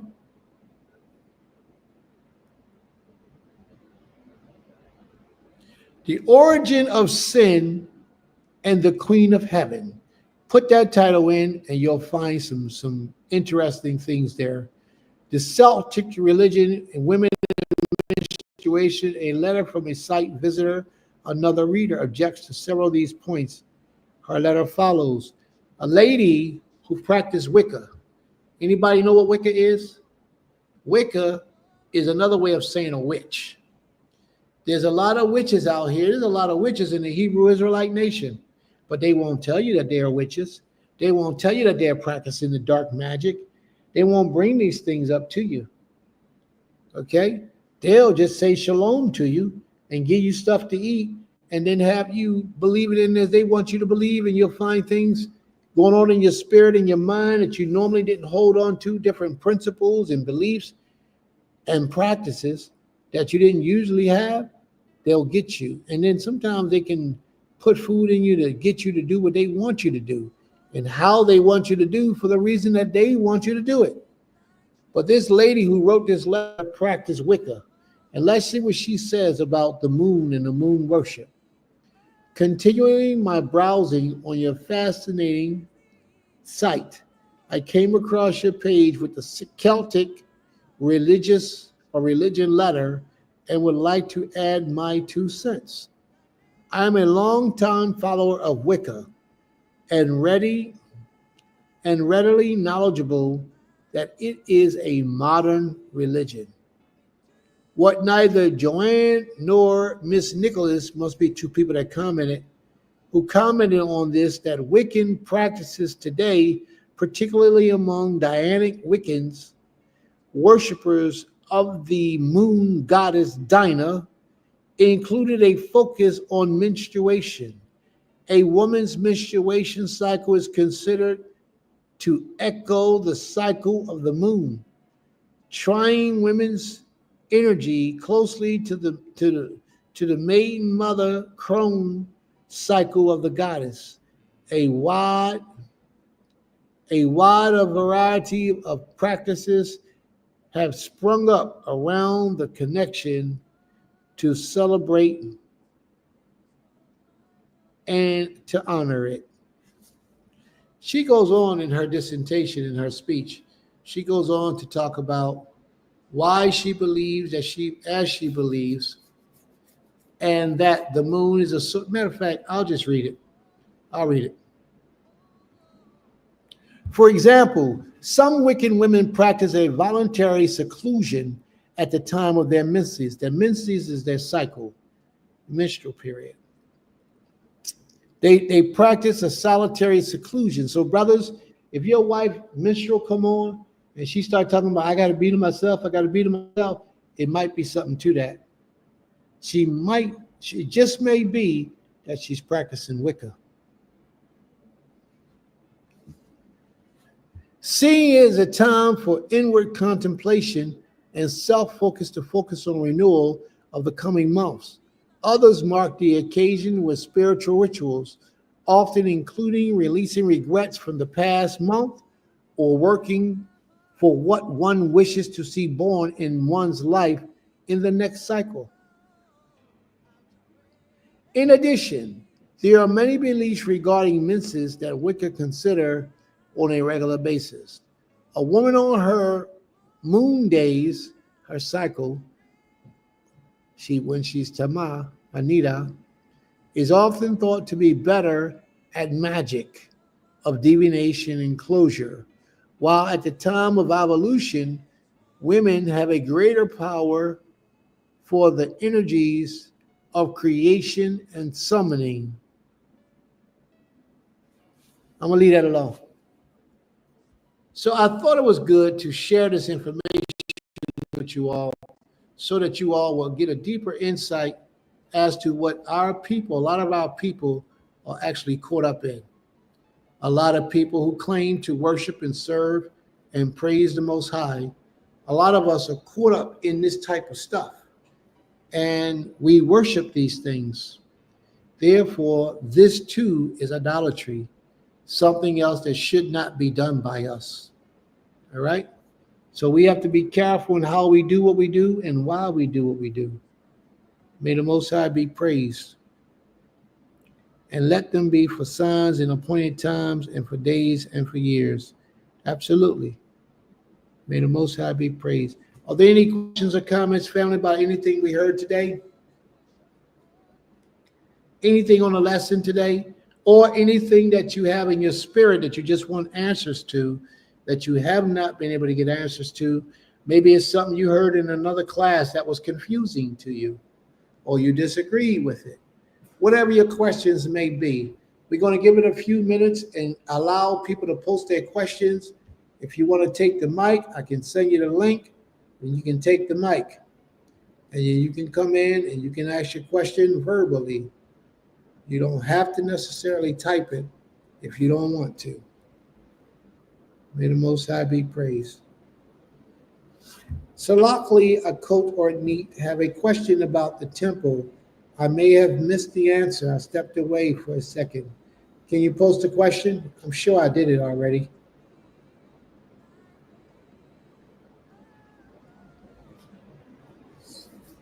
I'm sure I've already addressed it because I remember addressing a question by Sister When Anita. when she asked about the temple being rebuilt, because the Most High said his name will always be in that place, you answer. All right. Are there any other questions or comments, family?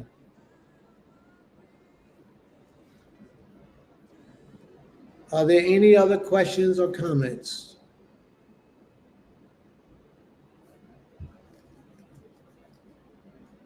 All right, so what we're going to do is we're going to make prayer, and we're going to close it out. But we're going to make prayer, and we're going to come back to the screen and see if anybody has typed any questions or comments before we close out for the day. May the Most High be praised. Can we all rise, please, and face the east? Can we all rise, please, and face the east?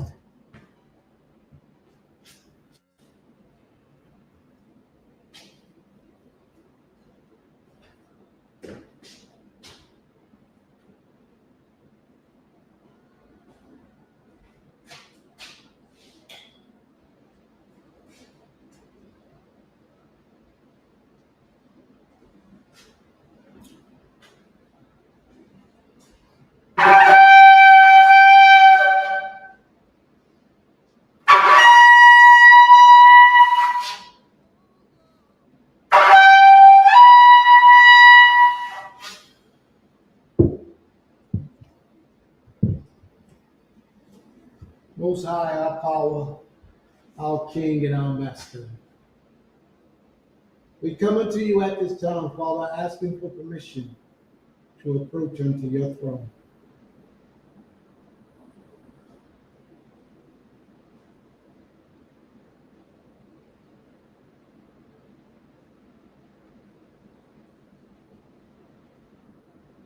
Father, thank you for hearing our prayers and our requests that we approach unto you with. Thank you for answering and responding to our prayers favorably. Thank you for being our power, our strength, and our King, our Master, our Savior, our all in all. You left no need for us to go to any other for anything. You left no desire within our hearts to serve anyone except you. And we are so grateful, Father. Those of us who have achieved that perfect harmony with you, we are so grateful. Please continue to be with us, continue to look after us, continue to provide for us as long as we walk in your truth. Uphold us in the land of our oppressors and give us victory in the battle and the wars that we face. For you are our King, our Master, our Savior, our Protector, and our Guide. And we trust in you, Father, for our deliverance, for our salvation, for our healing, for all of our provisions. For there is none that can provide for us except it be you. There was none that would heal us except it be you. There were none who would hear our cries and our pleas in our time of need, in our time of hunger and thirst, and in one of all things. None but thee, Most High, great King, our Master, our Savior. We humble ourselves before you, Abba, and we say, Todah Rabbah. Thank you very much, great King. for all that you have done for us, for restoring us into our natural state of mind, where we can leave alone the hands of the oppressors and walk in your truth with our own people, hand in hand, arm in arm, in righteousness and truth, from everlasting to everlasting. Thank you, Father, for hearing our prayers. Please continue to be with us and forsake us not. Heal us and don't leave us stranded or wounded. Unto thee, O great King, we pray, now and forevermore. Toda Abi. Abi. Toda. Thank you, Father, for hearing our prayers.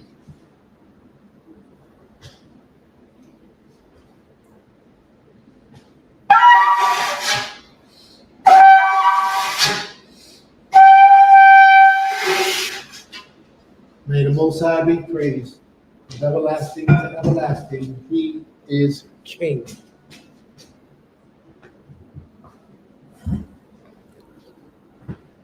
Thank you, everyone, for coming out, spending your Shabbat day with us, for allowing us to service the need that you have to draw closer to the Most High. I only pray that the words of our prayers, the words of our lessons, the meditation of our speech has been acceptable before the Most High and has saturated within your essence to draw you closer to this King. Praise be the Most High, for he and he alone is the ruler of all things.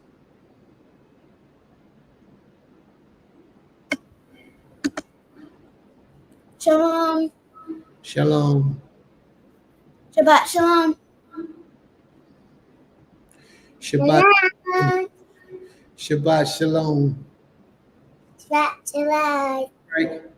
Let's rock and roll, family. All right. Just remember that Yom Teruah should be coming around the 24th or the 25th of September. Yom Teruah, the beginning of the holy days. Yom Teruah. All right. May the Most High be praised. Shabbat shalom, family. Shabbat shalom. Love you. Love you too, baby girl. Shalom. I love you